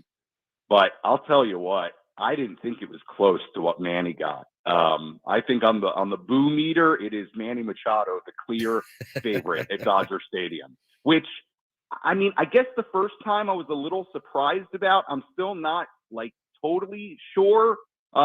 You would think maybe Fernando would take that top spot now, but I got to think anybody else who was there would agree. I thought it was pretty clear. Yeah, throughout the series, it was Manny won and Fernando was behind him as far as the boos. I think it's the same reason Padres fans booed Kevin Brown so much when he left for the Dodgers specifically. He left and went to the team's rival It just hurts more to fans when a guy leaves as a free agent and chooses to Big go time. to the team you hate the most. And I know Dodger fans would never admit that they hate the Padres, but it sure feels like they hate the Padres a lot more than they hate the Giants right now. I thought Fernando was funny. Someone asked him, well, how did it compare to Minnesota? And he said, they cheered me in Minnesota. They liked me there. That was fun. I know it was going to be worse here in Los Angeles. Yeah, it would. I was there when he said that, and I chuckled too when he said that. But look, I mean, look from the Fernando perspective, I'll tell you what. The cool thing about him is that he seems to be really taking this all in stride, right? I mean, when the Cubs fans were getting on him and he's dancing. I mean, and by the way, I overall, I know Fernando had a couple of moments in this series, and you guys talked about it earlier. I mean, he's been pretty good considering the time he's missed, and I've been pretty impressed with what he's done. Also, the work in right field. I mean, can you guys remember a moment where you've said he looks like he's not comfortable out Looks there? great. I mean, Totally I know. Right. I know it gets lost with everything else going on right now, rightfully so. But the fact that he's gone out there and has looked as comfortable and as good as he has, I think is a major positive. And I mean, since he's come back, we haven't heard a word about anything in Fernando Fernando. Just a really good right fielder. There was one ball. I want to say no unhappiness. I mean, really good. Saturday night, there was a blooper in front of him, and he pulled up on it. He should have. Didn't try to make. And I thought it's great. That was such a wise decision. That's a veteran right That would have been such play. a low percentage play. And really, the thing I worried the most about Fernando Tatis Jr. out there was he was going to try to do too much. That he was going to try to make the 5% play, either hurt himself or allow a single to turn into a triple. That was heady. By being too aggressive. And when he pulled up on that, I go, man, that's more mature. That's a lot of maturity for a guy who's only been out at that position for a very limited time, especially on the big league level. That was heady. That's a good observation. I thought the exact same thing. Sammy, well, it's good to have you back in San Diego. Petco Park tonight. It'll be better than Dodger Stadium, I promise. And we'll talk to you again soon. Thank you so much. All right. Sounds good, guys. Thanks, buddy. In-season Sammy, Sam Levitt on our Premier Chevrolet of Carlsbad fan hotline. Save money the right way with Premier Chevrolet of Carlsbad. Visit them today in the Carlsbad Auto Mall. Chevrolet, find new roads. I need to, before we leave, I want to shout out the tier ones who donated to Bo's Little League. He finished second place in most money raised, got his first trophy ever, and won a big prize, got 4 tickets to Disneyland. So you guys that donated to their fundraiser, I thank you so much. I cannot ever repay you. So kind of you. You could come back on Twitter for them. No. Okay, Yes. never mind. All right, that's it. Keep your money. Good Monday show. We'll see what happens Tuesday, whether it's edibles Tuesday or not. What's the fine? Happens Tell me the fine. I will pay the fine, whatever it is. Coach and Braden coming up next. For Paul Reinl and Stephen Woods, I'm Ben Higgins. Have a great rest of your Monday from all of us here at 97.3 The Fan.